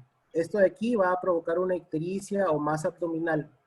Mientras que en los adultos este defecto va a ser poco usual, siendo el dolor abdominal el síntoma más frecuente. Ahora, el riesgo de desarrollar una litiasis biliar y un colangiocarcinoma es del 20% en adultos y solamente el 0.7% en niños. Dentro del tratamiento descrito, encontré un estudio en una serie de 10 casos en donde, como se puede ver, el tipo 1 fue el predominante, en donde se hacía una quistectomía más una hepatoyeyunostomía en Y de Rhodes en 7 casos. Los 3 restantes se hizo CEPRE más esfinterotomía endoscópica, colecistectomía más esfinterotomía transductal en el 4A. Y en el grupo 5 se hizo una hepatectomía izquierda más trasplante hepático como una causa más infrecuente. Ahora, en el caso de este paciente, en sí fue un absceso hepático. Tenemos a los abscesos hepáticos a medianos y los piógenos como más frecuentes. Adicional a esto, tendríamos que sumar un tercer grupo que son los abscesos por hongos, específicamente por Candida albicans. Si tenemos una sospecha de un absceso hepático, lo que vamos a tener que hacer es una correcta historia clínica viendo los factores de riesgo del paciente. Se realiza una ecografía. Si se ve un absceso mediano probable, se tiene que hacer la serología con cultivos y el tratamiento sería con metronidazol. El absceso hepático piógeno, se hace una aspiración diagnóstica con cultivos positivos y obviamente también se deja tratamiento antibiótico. La sintomatología de estos abscesos consiste en fiebre, escalofríos, dolor en hipocondrio derecho, con o sin hepatomegalia. En el caso de este paciente sí presentaba hepatomegalia. Son de aparición subaguda y están presentes en el 40% de los pacientes. El dolor abdominal alto se observa solamente en la mitad de los enfermos. La ictericia se asocia a la existencia de patología biliar concomitante.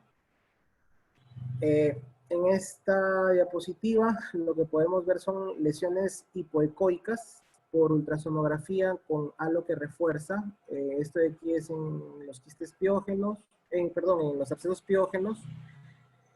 Acá tenemos una ecografía y una imagen en donde se muestran lesiones hipoecoicas, ya por un absceso hepático a mediano.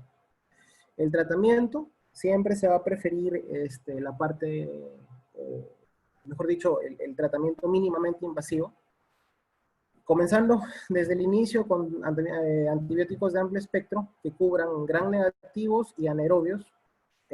Lo ideal sería el drenaje percutáneo seguido de la paroscopía o, en el peor de los casos, la parotomía. En este caso, en nuestro hospital, como no se está haciendo ahorita nada de la paroscopía por el tema de COVID, se optó por la cirugía abierta. Bueno, y como conclusiones de la revisión que he hecho, las patologías de naturaleza hepatobiliar constituyen una de las causas más comunes de atención por emergencia y requiere un estudio amplio y un manejo multidisciplinario.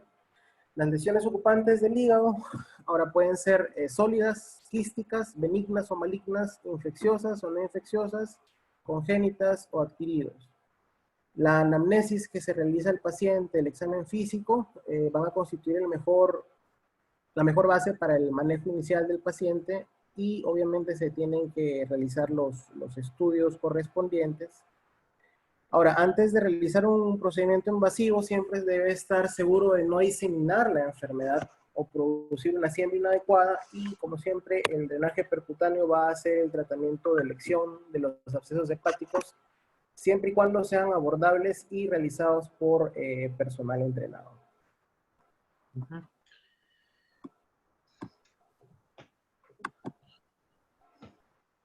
Bien, Juan Diego, muchas gracias por la presentación y compartir este caso también interesante de un absceso hepático piógeno. Y una de las preguntas que podría decirte, pues es, en principio, ¿qué causa creen que desencadenó la aparición de este absceso hepático piógeno múltiple? Conocemos que más o menos un porcentaje mayor lo lleva a una colangitis.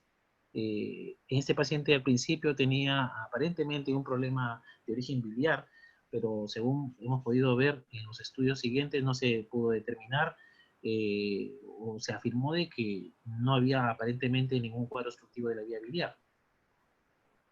Claro, inicialmente con él lo que pensamos fue en un bilioma. Lo que se estaba postulando inicialmente era precisamente el diagnóstico de bilioma. Sin embargo, el paciente no tenía historial de ningún traumatismo hepático, no tenía cirugías anteriores. Entonces, lo que procedimos fue a descartar quistes, y como última presunción diagnóstica pensamos realmente en el absceso hepático. Una vez que descartamos los quistes, precisamente se decidió entrar a la cirugía, pero dentro de la anamnesis del paciente nunca hallamos ningún factor como para pensar o para poder determinar por qué se llegó al absceso hepático. No tenía ningún tipo de antecedentes. Digamos que fue un hallazgo incidental lo del absceso hepático intrasop, ¿no? Sí. Sí, claro, fue un hallazgo incidental. La colecistostomía que se realizó, es decir, se le dejó el drenaje transvesicular, objetivamente, ese drenaje se espera en cuánto tiempo retirarlo, ¿no? ¿Y por qué no una colecistectomía? En este caso, al no haber antecedentes con el paciente,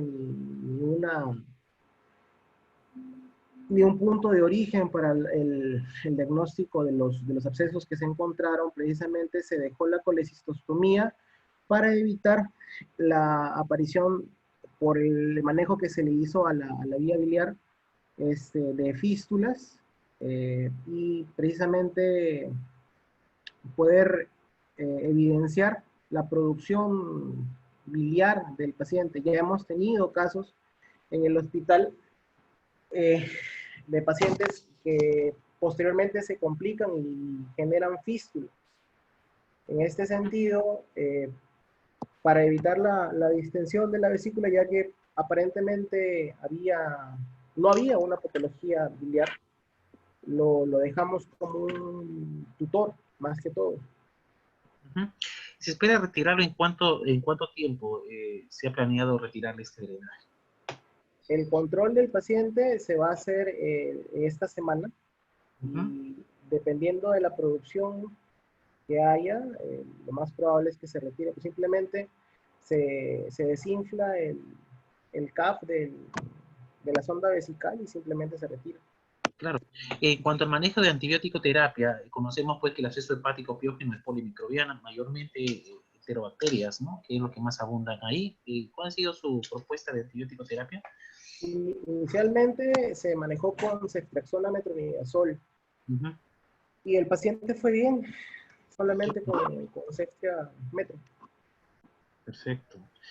Conocemos siempre que ante las interconsultas de medicina, y eso lo digo pues en los hospitales, los abscesos hepáticos vienen mayormente de medicina, con interconsultas que nos refieren a la presencia tanto de dolor, de hepatomegalia, en algunos casos ictericia y sobre todo fiebre, dolor abdominal, aumento de spam hepático y fiebre, e ictericia en algunos casos, ¿no? Por efecto obviamente de masa con respecto al absceso, ¿no?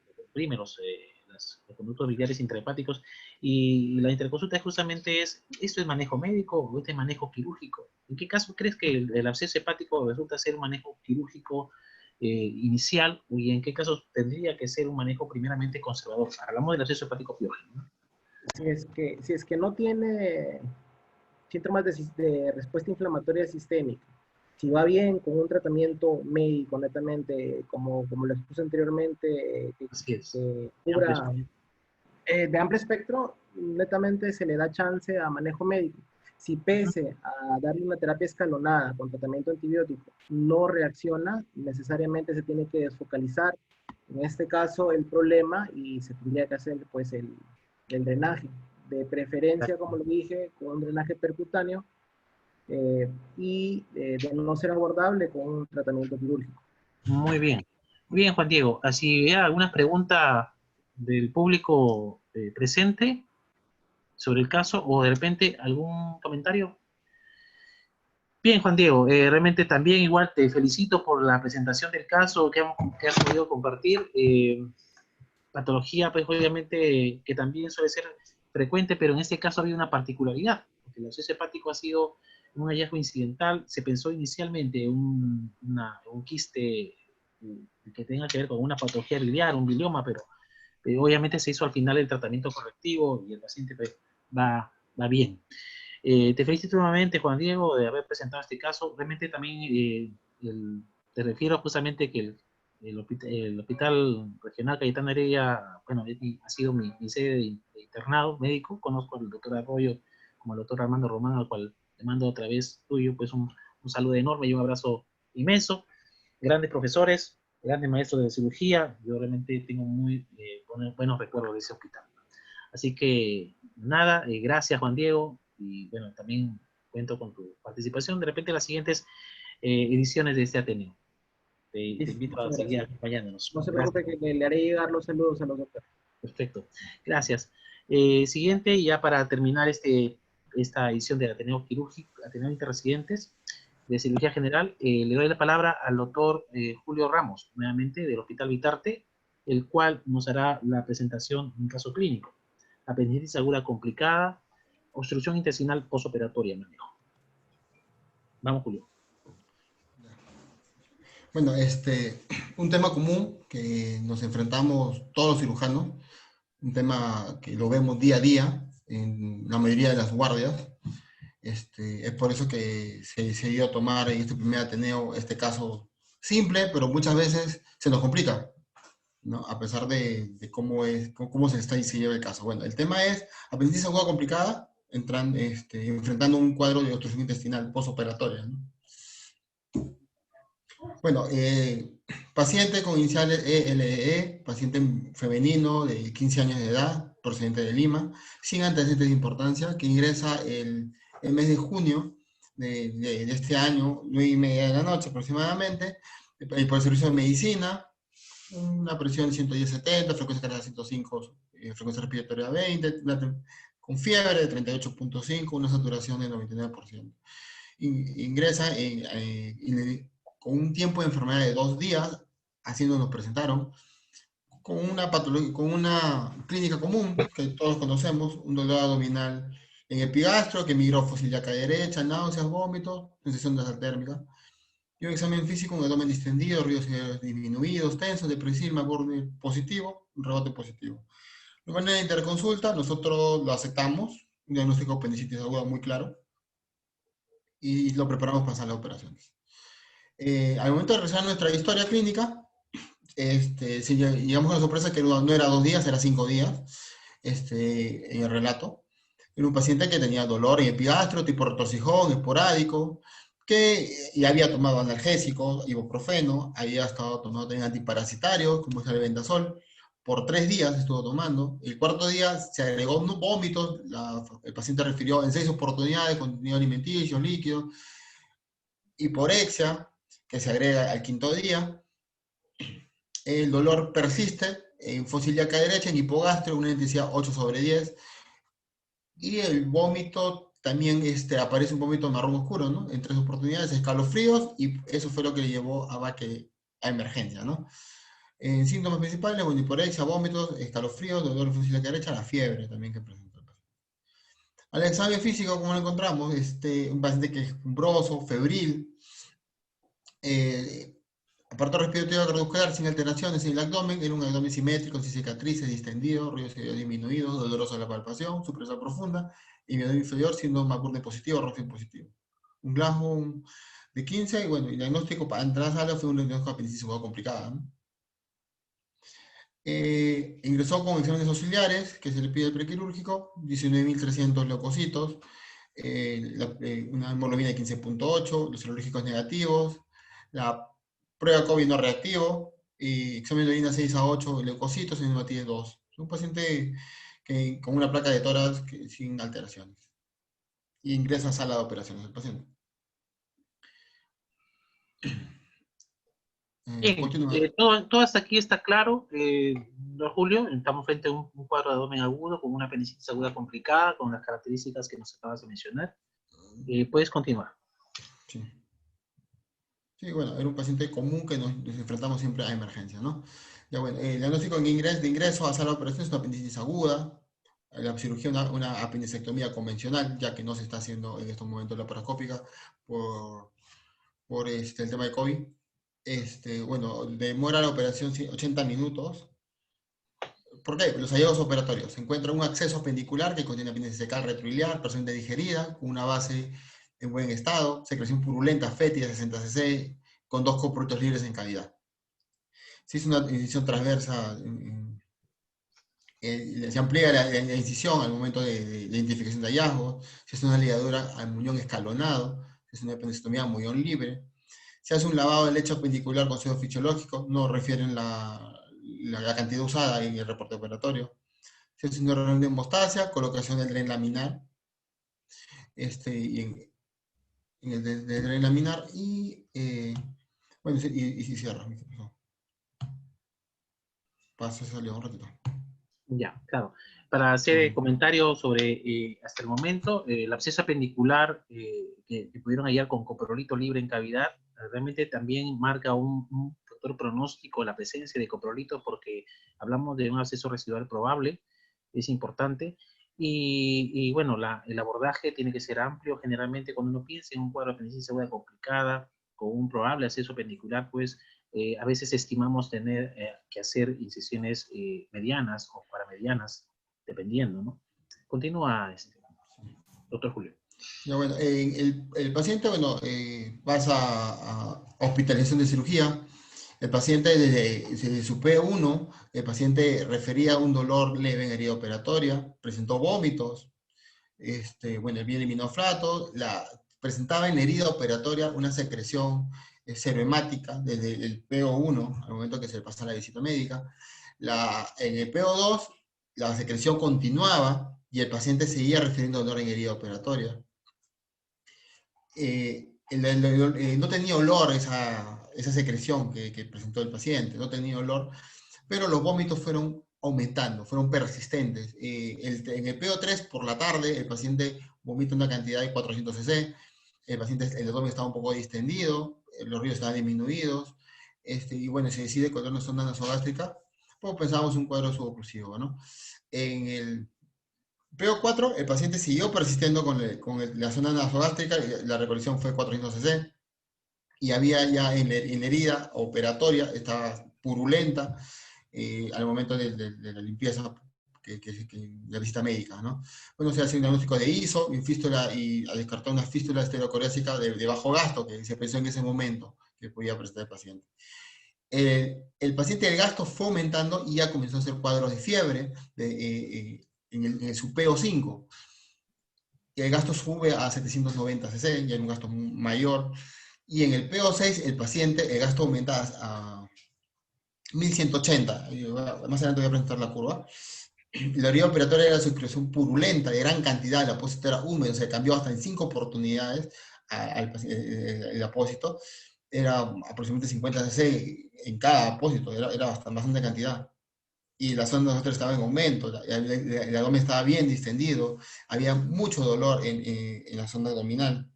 Se le manda a hacer una radiografía de abdomen, el cual se evidencia que tenemos niveles hidroaéreos. Bueno, y se decide programar a sala de operaciones por un cuadro subintestinal que estaría pasando el paciente por vías de adherencia, ¿no? Bueno, aquí podemos ver que en el PO5, PO6 la temperatura aumenta, comenzó a hacer fiebre, el gasto inclusive de la zona nasogástrica estuvo en aumento, llegó hasta 1180 el paciente en el PO6, el día que se decide a una reoperación al paciente. Y solamente se pudo iniciar tolerancia oral hasta el PO3, de ahí ya aumenta los avances y ya no. Los exámenes controles de hemograma. Bueno, el primero que se hizo en el PO2, en el PO3 sale 12.300 en un hemograma de los leucocitos, y en el PO5 postoperado en 24.000 leucocitos. Así estaba el paciente. Se saca un AGA, control, donde vemos donde vemos que son de lactato en 0.9 y vemos una disminución del calcio y del sodio, el cual se regula, y un PCR que también se le saca de 109. Le pedimos ecografía abdominales, y encontramos con la sorpresa que encontramos dilatación de las intestinales delgadas, con una disminución de peristalsis, y había colección hipogénica de un volumen de 95 cc, y una colección pélvica hipogénica de 87 cc. En algún momento pensábamos que el paciente había una colección a la herida operatoria por la cantidad y por la cantidad de secreción que estaba saliendo por el día. Bueno, esa era la radiografía de abdomen que se toma en el PO3. Se ve las asas intestinales aumentadas. ¿Ya? Y esta es la del día que se decide hacer la reoperación. Ya podemos ver niveles hidroaéreos que el paciente estaba presentando. Bueno, se manda por la noche ya para poder intervenir por un cuadro de obstrucción intestinal. Y, bueno, anestesia, teníamos problemas en sala de operaciones porque no nos querían dar sala por el tema de la máquina, ¿no? Y, bueno, por suerte se pudo arreglar. Eso también demoró bastante la operación. Y ingresamos a sala de operaciones para reintervenir al paciente. Bien, Julio, hasta el momento, si hubiera alguna pregunta o comentario con respecto al tema, al caso clínico. El paciente, después de la primera intervención, 6 días después, reingresa nuevamente a sala de operaciones. Lo que podría parecer en un inicio que un hilio posoperatorio, esto sigue prolongándose y esto sigue aconteciendo en el paciente, desmejorándolo incluso y elevando el nivel de leucocitos a niveles llegando a 24.000. Y además con algunas complicaciones más que se evidencian en la herida operatoria, como la infección de herida operatoria, y sobre todo con radiografías que muestran pues un cuadro oclusivo intestinal evidente, ¿no? Hemos visto niveles hidroaéreos, pila de monedas, ausencia de gas en la ampolla rectal. No es una radiografía propia de un hilio, es una radiografía de obstrucción intestinal, ¿no? Y aparte, el antecedente importante de la apendicitis aguda complicada, con evidencia de coprolitos y absceso apendicular, pues tenían todas como para poder sospechar que estamos frente a un paciente complicado y que probablemente requeriría un tratamiento. Luego vamos a hablar ya del probable manejo conservador que se debe dar a un paciente con cuadro obstructivo por vía de adherencias, ¿no? Continúa, Julio. El reporte operatorio de la reintervención quirúrgica, bueno, fue El diagnóstico para ingresar a sala fue una obstrucción intestinal, como segundo diagnóstico con acceso residual, pensábamos en ello. La cirugía fue una laparotomía exploratoria, el tipo de cirugía fue general, se demoró 115 minutos. Los hallazgos operatorios fueron, bueno, fue una obstrucción intestinal por vías adherencias, un acceso residual. Los hallazgos, unas adherencias laxas, firmes, interasas, que comprometieron 30 centímetros del segmento ilio desde la válvula cecal, ocasionando apelotamiento de las mismas, además de adherencias firmes, entre peritoneo parietal y asas delgadas, ilio. Se encontró un acceso residual aproximadamente 90 cc al fondo del saco, que se evidenciaba, se encontró un coprolito libre, inclusive. El resto de las asas delgadas con dilatación en buen estado. Bueno, lo que se llegó a hacer en realidad fue la incisión infraumbilical. Bueno, se hizo hacer un lavado, se hizo liberación de las adherencias en forma digital. Ahí fue donde nos demoramos bastante. Con una disección Roma hasta individualización del segmento iliar comprometido. Se llegó a aspirar al acceso residual, se hizo el lavado local y se extrajo el coprolito al momento de la exploración que tuvimos, ¿no? Se usó aproximadamente 5 litros de cloruro aspirado, secado, se dejó drain Penrose, fondo de saco retrovesical, en paracólico derecho, salida contra abertura, conteo de gasas, entonces y se cerró el paciente. Ya, estas son imágenes de cuales podemos ver, ¿no? Las brillas de adherencia, cómo estaban pegadas y cómo estaban bien adheridas, ¿no? Que tuvimos mucha dificultad para poder despegarlas. Otras imágenes que podemos ver. Aquí está la dilatación de las asas intestinales que, bueno, estaban en buen estado, no había una lesión, nada. En la herida operatoria, se llegó a cerrar, se había hecho como una fístula de la cavidad a la parte externa de la herida, y por eso que también salía bastante secreción. En el postoperatorio, el paciente fue muy bien postoperatorio. En su PO1 reintervenido, en su PO7 de la primera operación, el paciente solamente presentaba un dolor leve en herida operatoria. La zona nasogástrica, bueno, continuó con 410, pero en su PO3 reintervenido bajó a 80 cc. Ya refería apetito, estaba febril, aún no eliminaba flato, pero se veía, inclusive en la herida operatoria había una mejoría, pero a comparar a los primeros días cuando estuvo posoperada reciente, mejoró bastante el paciente. Y se inició tolerancia oral al PO9 y al PO3 de la reintervención, ¿no?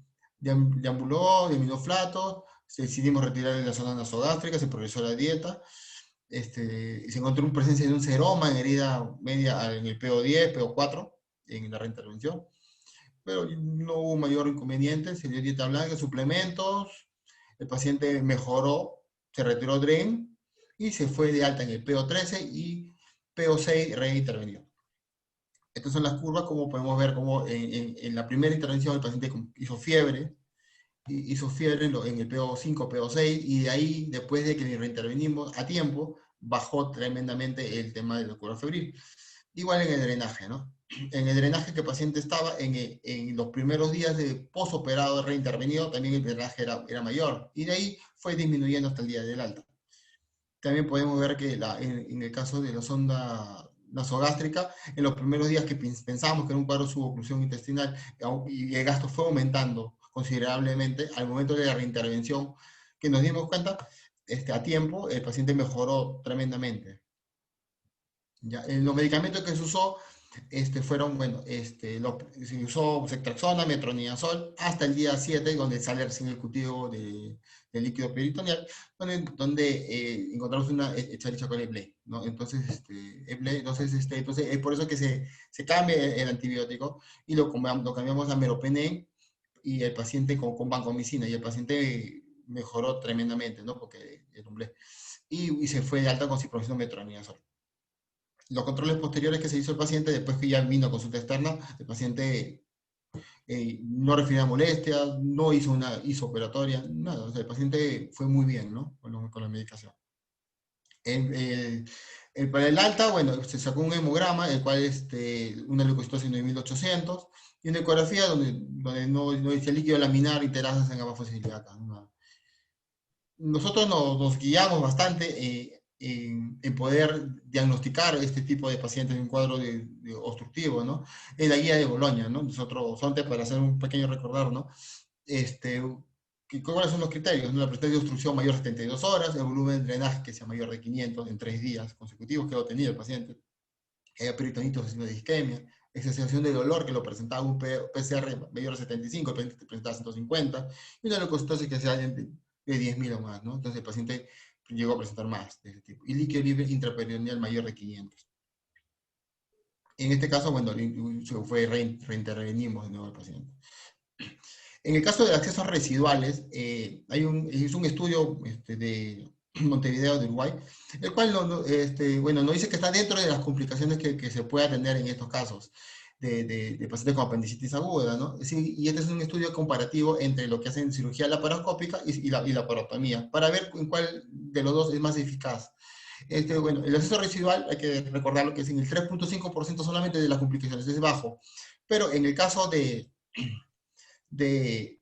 los pacientes, hacen un comparativo en la laparotomía y la laparoscopía, no es muy significativo. En ambos casos se va a dar, ¿no? En este caso la laparotomía era 5 y la laparoscopía es 9, ¿no? Pero en realidad no es muy significativo la evolución, porque este es un estudio de 426 pacientes, el cual las complicaciones, nos dice en la conclusión, es que no fue muy significativo en ambos casos. En ambos casos son las mismas tendencias. Bueno, eso sería todo. No sé si hay preguntas. Sí, muchas gracias, doctor Julio. Excelente presentación. Ya para cerrar justamente este importante evento, apendicitis aguda complicada con un cuadro de obstrucción intestinal progrida, ¿no? Paciente reoperado 2 veces. Te preguntaría básicamente también, sobre todo en este último estudio que presentaste con respecto a la laparoscopía versus la laparotomía, ¿no? Y la presencia de abscesos residuales. Podría parecer paradojal, pero pensamos que la laparoscopía pues, nos da acceso mayor a espacios en la cavidad abdominal en la cual podemos encontrar y aspirar de repente el contenido purulento, ¿no? Sin dejar absceso residual alguno, pero vemos pues que no hay una diferencia significativa entre uno y otro, más bien incluso teóricamente vemos, leemos y nos enseñan de que existe mayor presencia de absceso residual por la laparoscopía, ¿no? Sí, pues la mayoría de los accesos residuales por la laparoscopía, y esto, bueno, igualito que la laparotomía, se pueden resolver con antibióticos. Sí, así es. Ahora, factores Sí. predisponentes o factores predictivos de absceso residual, uno de ellos justamente es el absceso residual. El absceso residual diagnosticado en el posoperatorio después de un cuadro de abdomen agudo, pues es un factor predisponente de un cuadro obstructivo a posteriori en el posoperatorio inmediato. Y otro es justamente también el manejo incluso de la base apendicular. Y no es este caso, pero en una apendicitis aguda complicada la base es importante tratarla, ubicarla y tratarla también, ¿no es así, Julio? Sí, claro, hay que manejarlo adecuadamente. Claro, por la probable presencia de fístulas estercoráceas, como la que mencionaste anteriormente dentro de las posibilidades, ¿no? Recordar que el tratamiento de la fístula estercorácea pues, básicamente va en la parte de hidratación, nutrición, ¿no? Y básicamente en eso, ¿no? Y en antibiótico terapia. Por ejemplo, en cuanto a los procedimientos, siempre va a haber alguna discusión con respecto a controversias. ¿Se hace lavado o se hace secado? Y también en la parte del uso de drenaje, ¿no? ¿El uso de dren Penrose o de repente es mejor un dren tubular, ¿no? Entonces va a haber realmente controversias con respecto a estos dos puntos. En apendicitis aguda, bueno, el tema básicamente no está nada dicho, no está todo dicho, entonces siempre va a haber esas preguntas que son usuales. Si hubiera alguna pregunta también o comentario del público asistente, estamos prestos a cursarlas. ¿Con cuántos litros se hizo el lavado, Julio? 5 litros, doctor. ¿Existe algún estándar respecto a cuántos litros debe usarse en una abdomen aguda, en una peritonitis generalizada?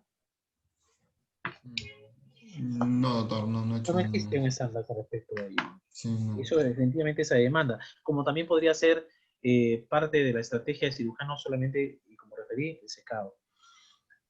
Dependiendo también, ¿no? Si es una peritonitis local, pues obviamente incluso hasta el secado nos va muy bien, ¿no? Y algunos optan pues por un lavado local también, es decir. el manejo de, según la guía de Boloña en este paciente, ¿no? Vimos que empezó a ser ya un cuadro suboclusivo inicialmente, el primer, segundo, tercer día, y luego ya desencadena un cuadro intestinal mecánico total, ¿no? Completo, y con drenajes por sonda que van en incremento, ¿no? Entonces, ¿qué es lo que motivó, básicamente, crees tú, a que el paciente fuera relaparotomizado? ¿Qué Bueno, criterios? cumplía más de dos criterios, ¿no? Uno, que el PCR estaba mayor de 150, el hemograma estaba 22.500, el paciente tenía una radiografía de abdomen de cual tenía niveles hidroaéreos, estaba adolorida la paciente, y el gasto de sonda también era bien alto, era 1.180. Entonces, con todo, y aparte ya había estado en su PO5, o sea, ya había tenido más de 72 horas que el paciente ya estaba con cuadro de suboclusión intestinal. Claro, incluso en el manejo de guía de Boloña, en el cual te da un plazo más de 72 horas, si es que persistiera, la sintomatología obviamente también indica una relaparotomía, ¿no? Y consideramos en ese momento fracaso de manejo conservador. Es en el transcurso de esas 72 horas en el cual si encontramos también algún otro criterio más de los que nos has presentado, si es positivo, obviamente también podría demandar a criterio del cirujano hacer una intervención quirúrgica y considerar falla de manejo conservador, ¿no? La parte nutricional, por ejemplo, es importante también darle soporte en el postoperatorio, porque mucho de eso también tiene que ver de estas complicaciones postoperatorias con la parte nutricional, la cual es importante. Bueno, si existe alguna otra pregunta o intervención del público.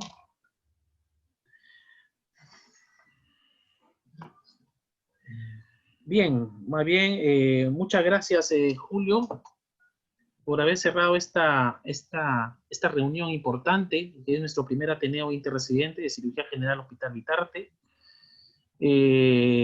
Agradezco mucho a todos los participantes, y en especial también a nuestros expositores, por haber participado y haber hecho en realidad pues este primer Ateneo Interresidente que he podido congregar tanto residentes a nivel nacional e internacional, y esperamos que en la segunda edición obviamente también sea más exitosa también y reúna muchas más sedes, porque el objetivo justamente es llegar hacia la comunidad de residentes y también a los colegas cirujanos para poder seguir tratando y compartir estos casos clínicos y compartir experiencias para poder llevarlos a casa y ampliar nuestros conocimientos en ayuda y apoyo de nuestros pacientes.